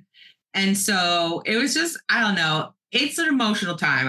I think I can blame my hormones. Okay. It's all the hormones. It's fine. Which I mean, I understand why they do that for their protection. Listen, especially the way stan culture is going now. That's for their protection. But at the same time, it is nice to see because you can tell it's like genuine. Like it doesn't feel like it's one of those things where they're trying to fake it or they wouldn't show them at all. Especially the back and forth, like with Run Jin, like even though we don't see the director, but like they're the tad bits we get of their back and forth, like small bickering. It's just like, you can't do that with people you're not comfortable with, no matter the status. I was going to say the status. Yeah, for real. Yeah. And especially coming from a country like Korea, where that is a big thing, like the hierarchy with status of your job, your age, things like that. So it was just really nice to see. And then like Jin, of course, Hobie was talking about his military time. He was showing things off. I started laughing when he pointed out like how some of them were born in 2005. And he was like, wow, like y'all are really, I'm working with 2005 babies. Oh God. I know he's like, shouldn't y'all just be like toddlers? What do you mean 2005? Hope really did have a good role. Like he had a lot of roles in the military too. He did. He did a lot. Man. He was a busy man. Him and Jin, they did a lot, and the way they were able to like climb up the ranks, it was really sweet. And like when they do talk about their stories of like how they did look out for their fellow like soldiers and people in their units. One thing that did get me was like when Hobie had said towards the end, where when he went, one thing he didn't think about bringing was water. I'm not going to go into that whole thing, but he didn't have water with him. So when he became the position he did, he made sure to give them water. And it's like little things like that. And he was also a peer counselor at the military base. Like he took on the position of peer counselor. And so he talked to a lot of the trainees like in the military and made sure they were good and listened to them it always goes back to that interview where Tay says, Hobie's the one we voice our concerns to. Whenever we had a concern, he would sit and listen.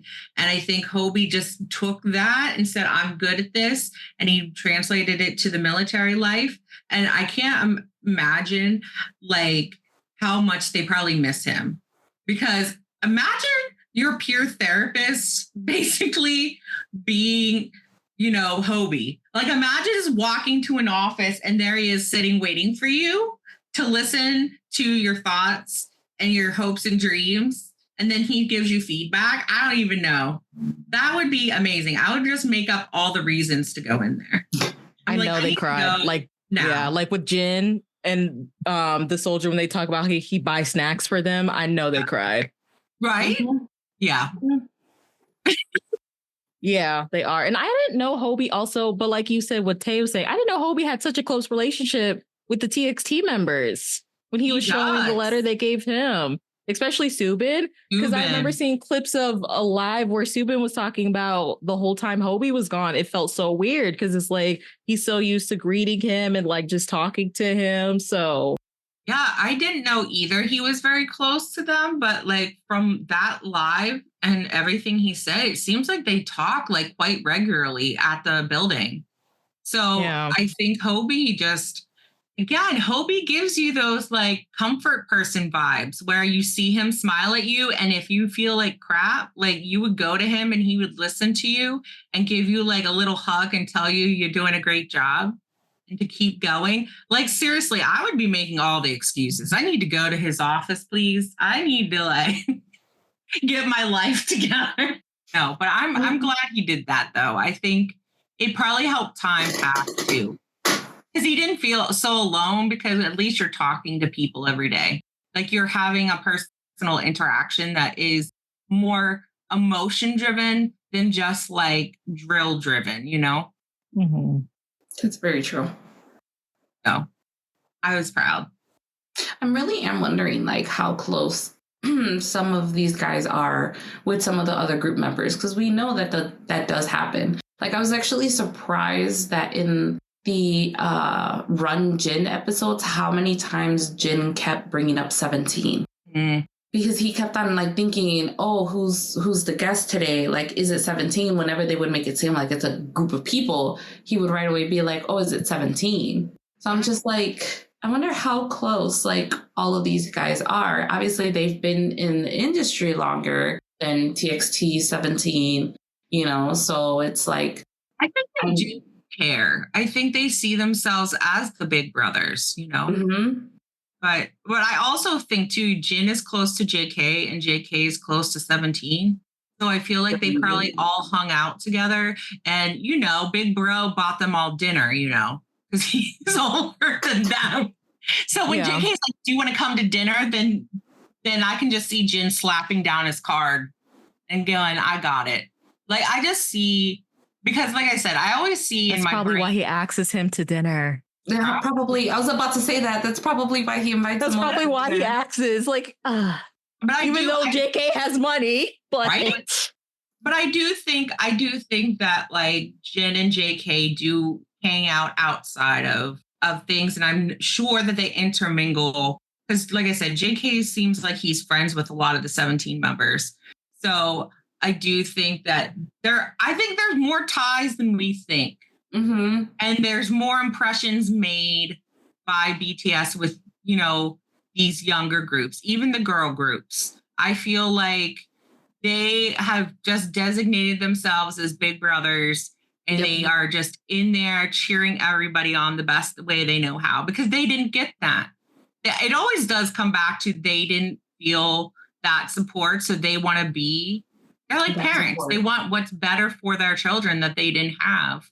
So in a way, they have a lot of children, okay? These are the secret children. Again, just shows the type of people they are, because not everyone's like that. You can either have that, or they could have also gone the route where like, fuck everybody. Like, y'all weren't here for us, so like, we're not going to be here for you. So again, it's just showing their character. Exactly. So for all of them. But I'm pretty sure like that's also like showcasing, because if they're leaving that print with the other members, it's going to trickle down, because there's always going to be a younger group coming in, right? There's always going to be a new group coming in that's going to be younger, that's going to be forecasted for the younger crowds and everything. So like it's going to trickle down where the next group will take care of the younger ones.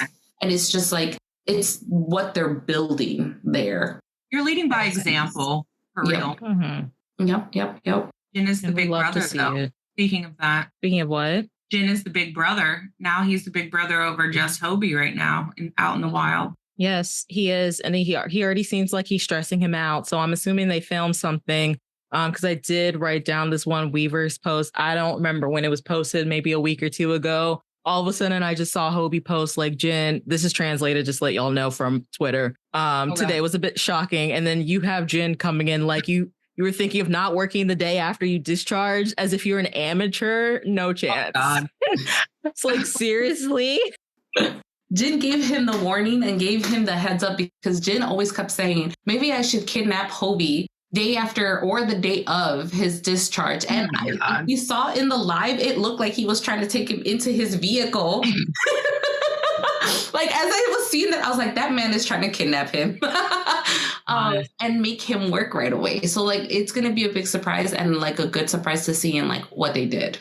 Yeah, because I'm surprised Hobie was not one of the ones who just, as soon as he left, like took off running. I mean, he's doing things now. It's not as prominent as Jin has been doing that we talked about earlier. One of the things Hobie has done is it was supposed to be for October 22nd, but it got postponed to the 23rd due to weather. He was actually the ceremonial first pitcher for the 2024 Korean series Kia Tiger versus Samsung Lions, which was in his hometown of Gwangju. He was also the first BTS member to throw a pitch in Korea, which I didn't know. I had to fact check that. Because are clips of BTS at a baseball game and JK throws the pitch, but apparently that's not in Korea, that's in Japan. So he is the first BTS member to do that in Korea, in his hometown as well. And then also I wrote like a little fun fact, because again, as an army for 6 years almost, I'm still learning a lot of new things. I did not know Kia, the car brand, was a Korean company. That makes sense, because personally, I have the one most people know is a Hyundai. I don't know. Hyundai. Yeah.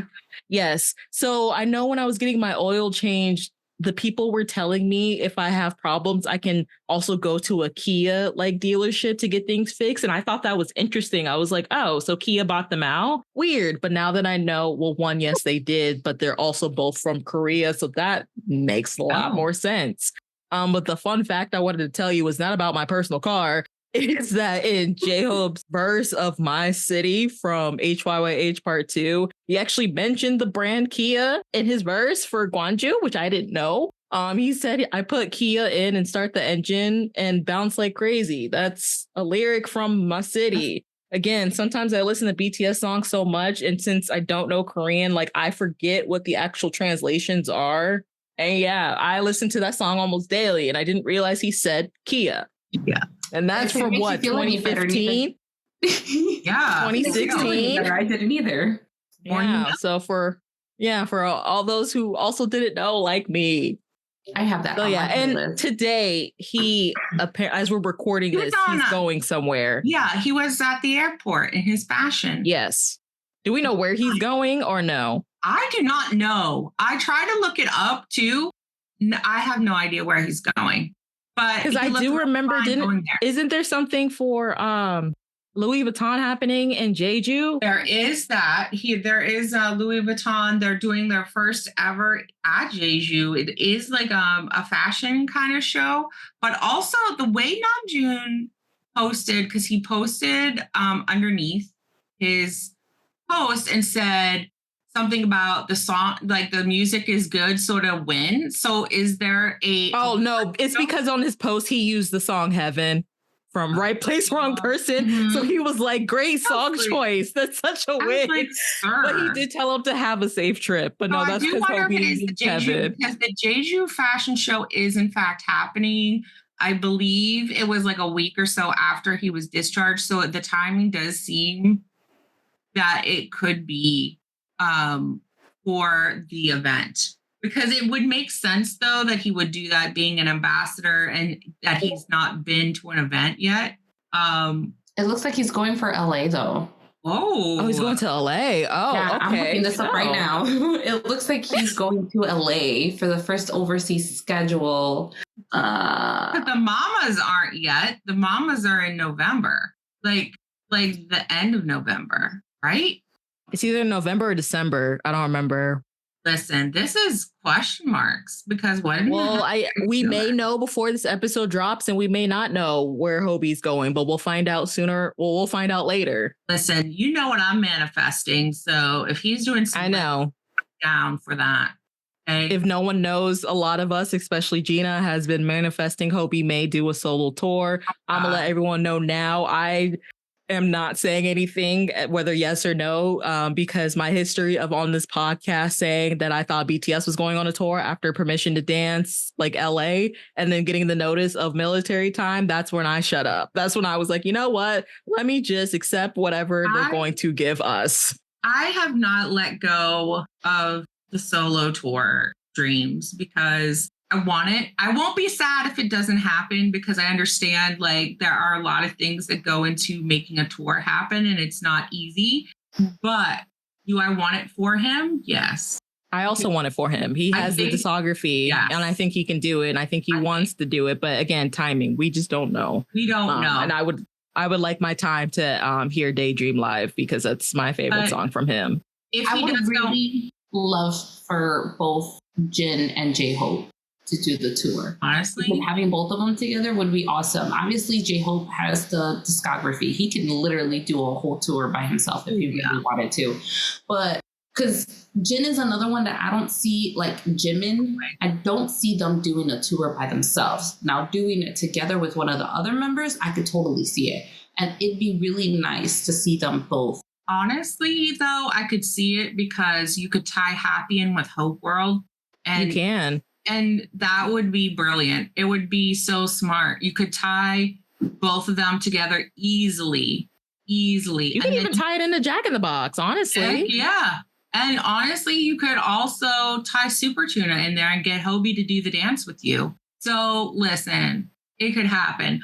That would be amazing. But yes, I think my dream for Hobie is a tour. I think it would be amazing. And I would probably go bankrupt, but it's okay. Because I will do anything for that man. I saw him in Lollapalooza at Hobie-Palooza, and I haven't been the same since. And that pretty much ignited the dream of he needs to do a solo tour at one point in his life. and do the full thing. Do something that Yoongi did. And maybe if you have some warmer weather, do it in a stadium because you could feel it. Like, honestly, he could feel it. Plus, I do think if Jin went, it would be good because it would help Hobie like maybe calm down because we do know, unfortunately, the negative side of the stress Hobie went through for Hobie Palooza. So it was a lot. It was and that's the other reason why I said that I think it'd be a good idea for Jin to go with him, because it helped Hobie a lot when Jimin showed up at Lollapalooza.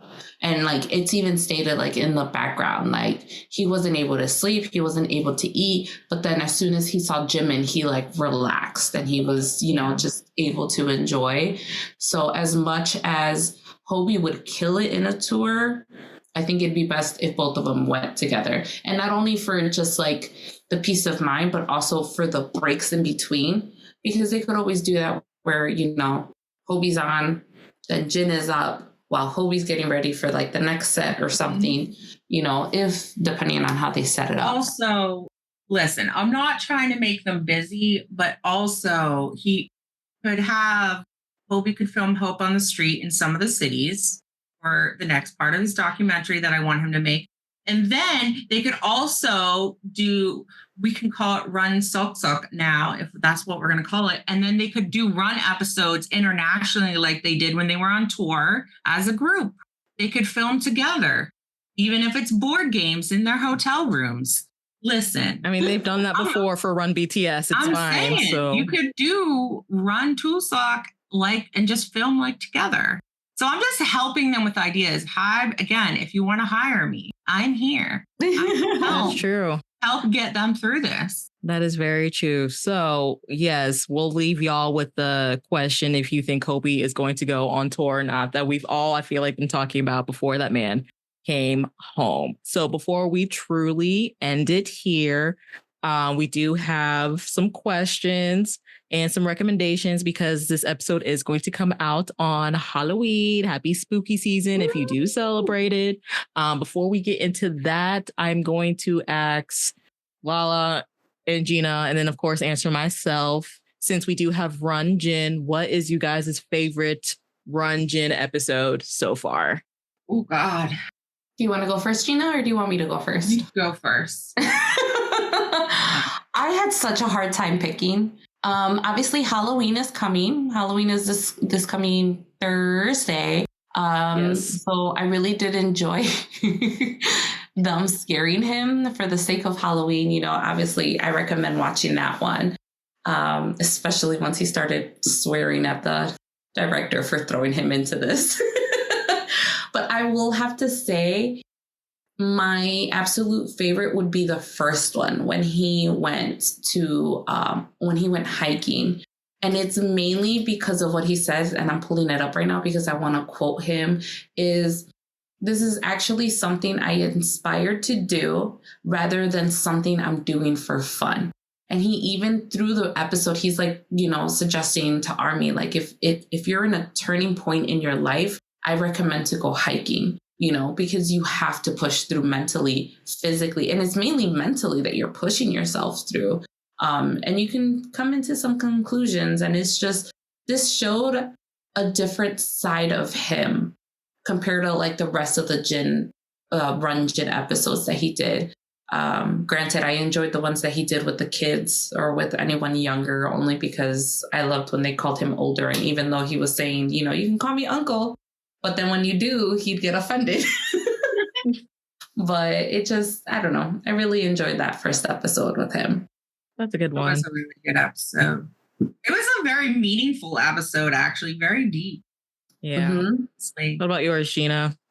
I think you know what my favorite episode is, but mine is when he goes back to his high school. And I think it was like the first time that he really had talked about his childhood as a whole. Like, we really didn't know Jin other than he's the oldest member. And he doesn't talk a lot about what it was like before BTS. Like because he was older, he was looking to go to acting school. And do that route. But we never really got to see the child in him because the other members had all gone to like grade school still when they were debuting. They were still in high school, some of them. So I really like Jin going back. I think the thing that always sticks in my mind, other than him eating that child when he was doing the relay, because that made me laugh so hard. I cried. It's fine. But the thing that I actually really enjoyed from that episode that sticks with in my brain is when he saw one of his teachers from homeroom, and you got to see him shrink back into that little child and be like, oh, there's my teacher. And he's like, you're still here? Like, it was like, you're still alive? Like, being a kid, you think, oh, my teachers are going to be so old by the time I come back to my hometown or whatever. But it really wasn't. Like, his teacher was still there. And he's like, your other teacher's still here too, working. And it was just like such a moment that sticks with me because it is humbling, but you still see how they shrink back into being a kid. And he started talking about, I was going to the student store and getting snacks. And when I was in gym class, we didn't have this game or all these things. And I love seeing that side of him. And I love seeing that these kids could beat him in games. And he, like when they were doing the game with the sounds, and he's like, I don't even ride in transit. I don't ride the train. Like, and it was like the sound of the train coming or whatever. Like, is those things that like make me smile because it's just, his life is different, but he doesn't seem to think it's so different. Mm-hmm. But I got to hear these stories about him talking about cell phones, like the lollipop phone. I had no idea what a lollipop phone was. And I looked it up and it was a flip phone. It looks like the Razor was for us. But these flip phones in Korea, they were only in Korea, had like little digital like animals or hearts or something on the screen that made them different. But they all like popped up and they were like very candy colored. So that's why they call them lollipop phones, because they were like bright green and like sour apple lollipops and stuff. So I actually learned some stuff that I didn't know. But because again, when we reflect back on our own childhoods, like we think of the things that we had, and to know what the things he had in that time was different.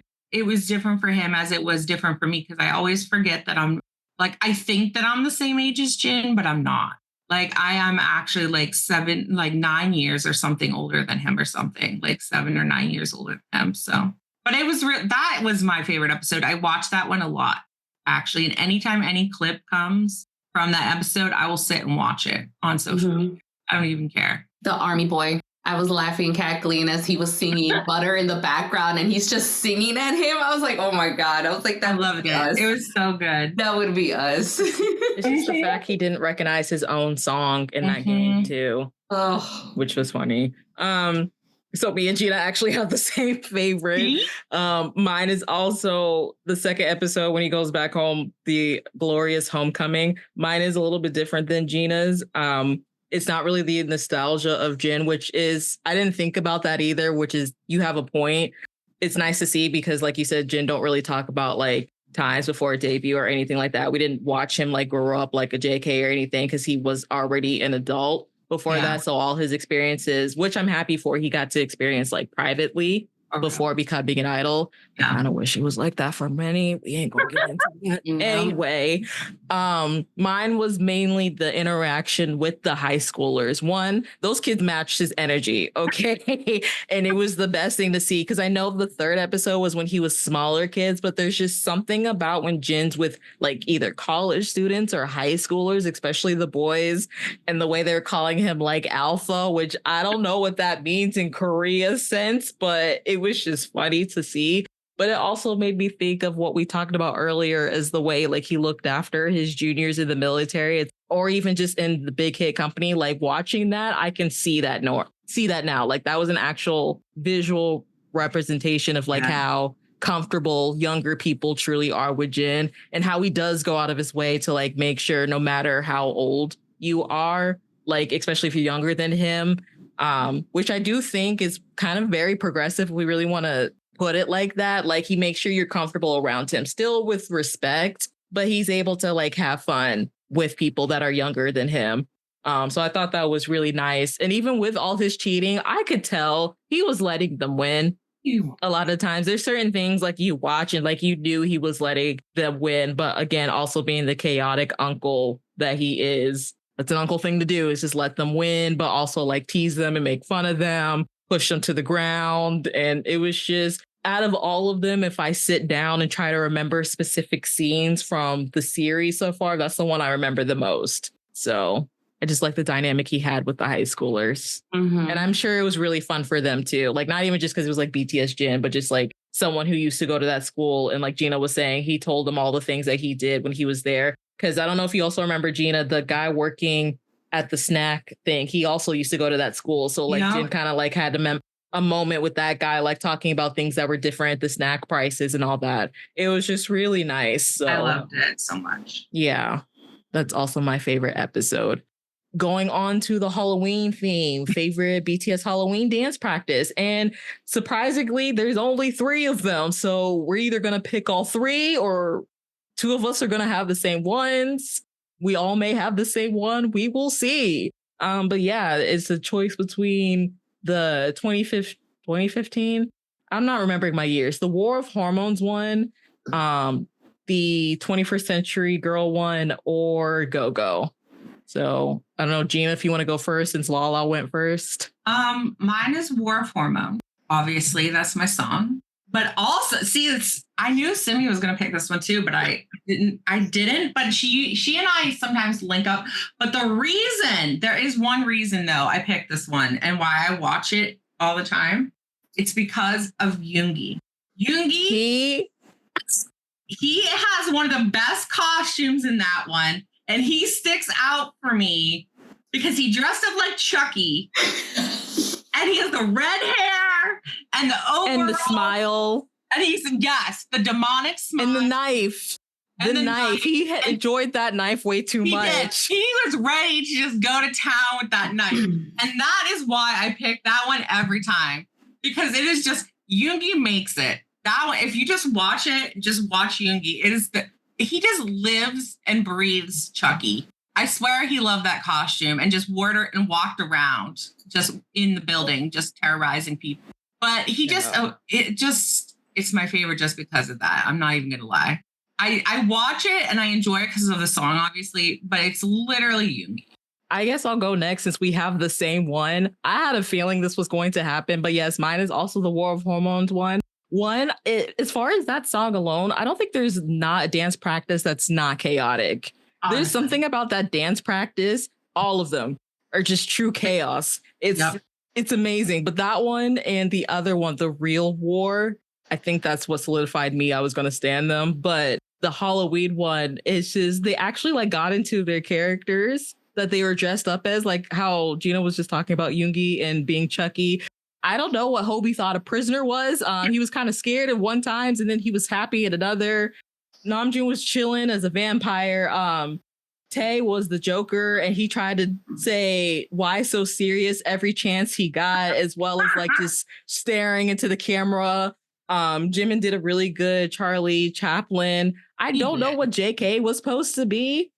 I don't remember, but he was living his best emo goth like persona that is inside of him that we all know. I don't know if it was supposed to be like I thought I saw somewhere it was supposed to be a death. No, I don't think it was supposed to be a Death Eater from Harry Potter. I don't remember. But he own world. He was in his own world and he pulled off again the gothic emo persona that he is very well. And then Jin was a drunk pirate and it was so funny. He was pulling it off so well. Especially there was times where he was pretending to drink the water bottle and then like act and stumble drunk. And then there was one point that he fell. I think I got all the members. I said all the members, right? Yeah, we need them to bring those back. Okay. We just get so version. That's why that's my favorite. Just chaotic. Well, I think all of them are chaotic one way or another. Even like the regular dance practices tend to be chaotic. But I guess I'll be the different one here. And I'll say that my favorite one was the 21st Century Girl one. That one was my favorite. And I think majority of it was because of Jimin. Jimin being, I think he was dressed up as and I might actually like butcher this. Was it like a cabbage or something? He was like a bok choy. And like the thing is, I don't know if you guys ever noticed, but he keeps hiding his head. So at some points you couldn't see him. You just see the full costume. And then obviously the other part that I kept dying is that there's a part where V falls and he just stays on the ground.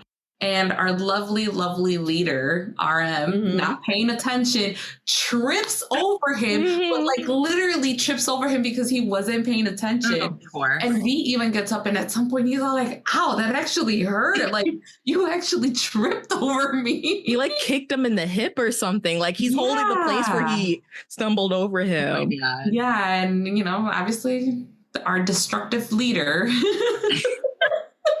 And then you had Jin too with the horse. Like he kept hitting everybody. He couldn't. Yeah, he just kept whacking everyone as much as he could.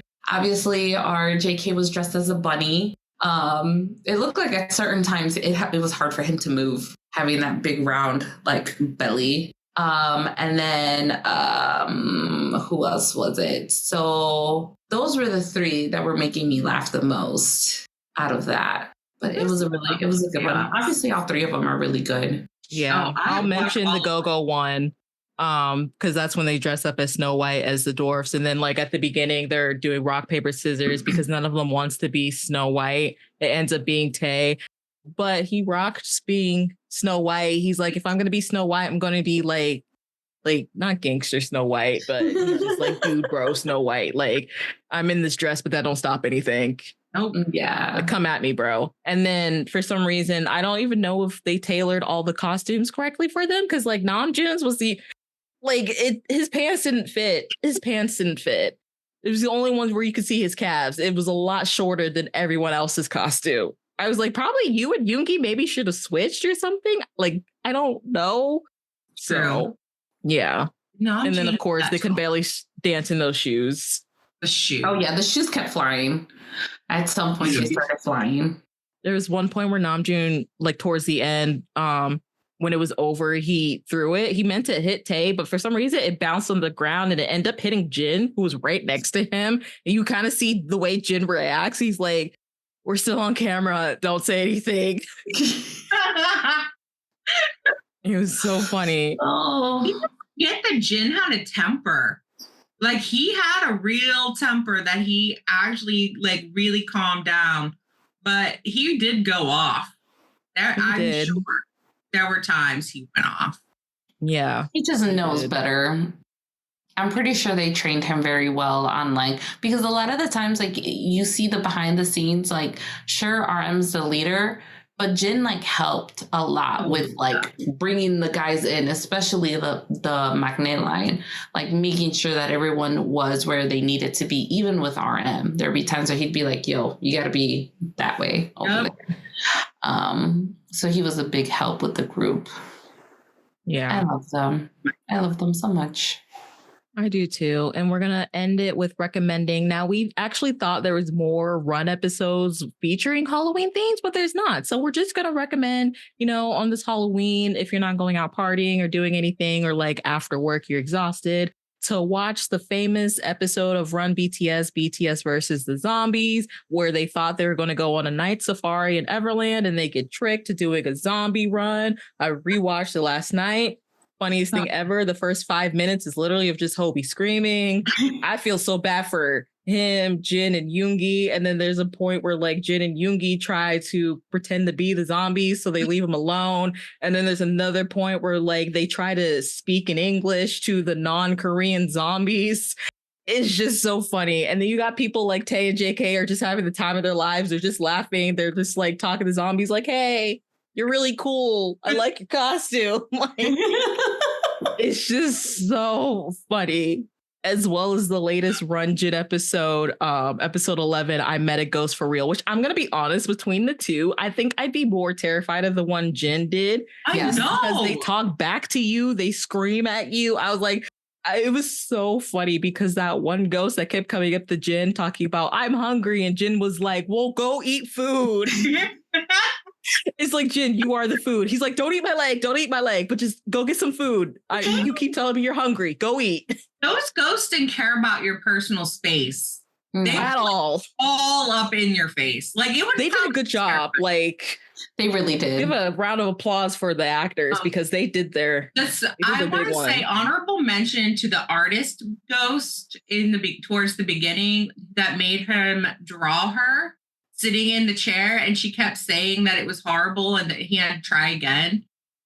She was hilarious. Like she had like dead zombie face. Like she kept resting bitch face on, and I loved her. And she did not like fall for his charms at all, because he tried to charm his way by drawing flowers and stuff, and she was not having it. So I just want to shout her out because the way I laughed when I saw her roll her eyes when she saw the flowers, like she's just like, are you serious? Like, just go. Just go. Like, I can't deal with you anymore. Just go into the house. We have time for this. I loved her so I also like the first ghost with the tissue. That one was funny too. Oh my God, and how he tried to cheat his way through that one. Oh God, yes, please watch them. Please watch them. Yes, and also too, if you want to watch something Halloween based that BTS did, it's called BTS Halloween Party. It's from 2015. At first, I was like, this is on Weverse, and then I was getting confused because I couldn't find it, because I was like, I keep only finding the performances, but the actual like full showcase is on Weverse. It's under live. It's not under media, the way Weverse categorize things. Anyway, but I do want to give a warning, especially for us international fans. Even though the full thing's on Weverse, it's not like subbed all the way. I tried to watch it a little bit last night, and there's parts where like they'll be speaking, but then like if they're speaking to another member, or I guess I would categorize it as going off script, like it's not subtitled. So I want to say it's maybe like 80% subbed, which is kind of annoying, especially if you don't speak Korean or understand it. I know I'm learning Korean, but like I have the skill level of a 5-month-old, and that's disrespectful to the 5-month-old. So like, yeah, I need subtitles. But anyway, yeah, you can still watch it just to maybe brush up on your Korean or just watch them talk, or you can just watch the performances. But it's cute because like Yoongi's dressed up as Naruto. I think Hobie is Darth Vader. JK is Detective Conan, which is an anime. Namjoon is like, there's this SNS character of like an egg, and the yolk is like characterized. I don't know what it's called, but that's what he is. Is it Gudetama? Yeah, that's what Namjoon is. I love Gudetama. Yes, so he's that. Jimin is Mickey Mouse from Fantasia. Oh. Jin is a pumpkin, and Tae is just a vampire. So I haven't finished watching the full thing. I may still watch it even though all the subs aren't there. But yeah, it's another recommendation for something to do on Halloween. So the dance practices, the runs, as well as the Halloween party. So is there anything else y'all want to say before we officially get out of here? Thank you guys again for coming on here to talk about BTS as a whole, and Jin and Hobie with me. I appreciate both of y'all so much. I love you. I'm happy that we any closing thoughts? Anybody? Stream happy. Yeah, stream happy. Get honestly. ready for what's coming up to next. And obviously we're going to have to wait and see what Hobie comes up with. You know, it just time to it's getting back. We're getting back into the schedule. So just get ready. Start getting ready, because soon enough June will be here, and you know, we're gonna get all 7 back. I was gonna say, save your money. Honestly, start saving. If you haven't saved this whole time, get that piggy bank out, dust it off, and start putting some change in there, because it's actually gonna come really quick. I think once the holidays are over, things are gonna start picking up. We're going to start preparing for Festa. I feel like this Festa is going to be so much bigger than Jin's homecoming. Mm-hmm. And 2, we're going to have 2 of the members already out preparing things. I think I'm just excited, and everybody should be excited for what comes next with BTS, because I think we're going to have them actually with a weight off their shoulders. They won't have the military looming, like that responsibility. And I think the energy is going to be different, and I think it's going to be so much fun. I just can't wait. Honestly, I can't wait to see what the future brings. If the solos have anything to give. Yes. We're gonna have we haven't known a break.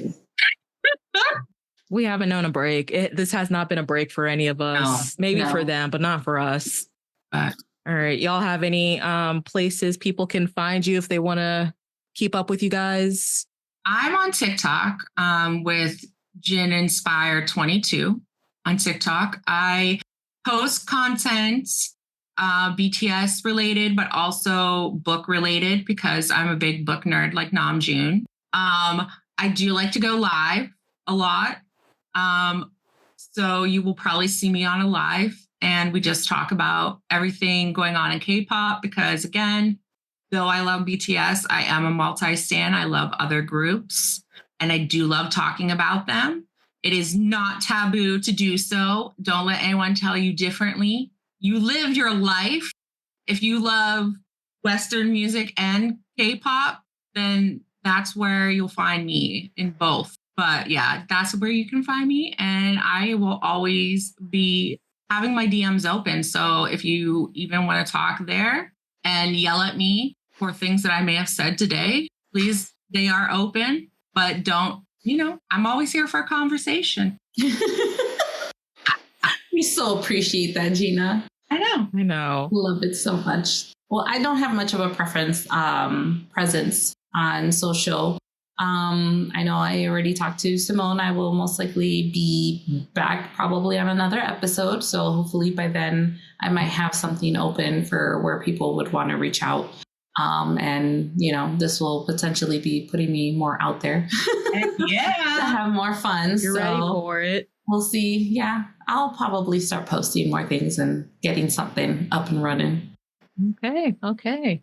And of course, you can find the podcast on right now only Twitter, TikTok, and Instagram. We're going to do a better job at our media presence as I Was Thinking Pod.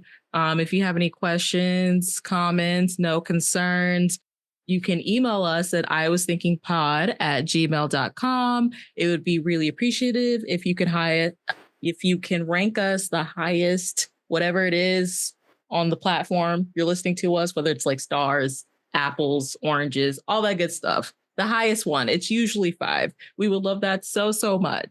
Thank you for listening to this episode. We hope you are also excited for BTS's return, and we will be back next time. Thanks for listening, guys. Bye. Bye. Gina, no one can see you wave. Do you want to say bye?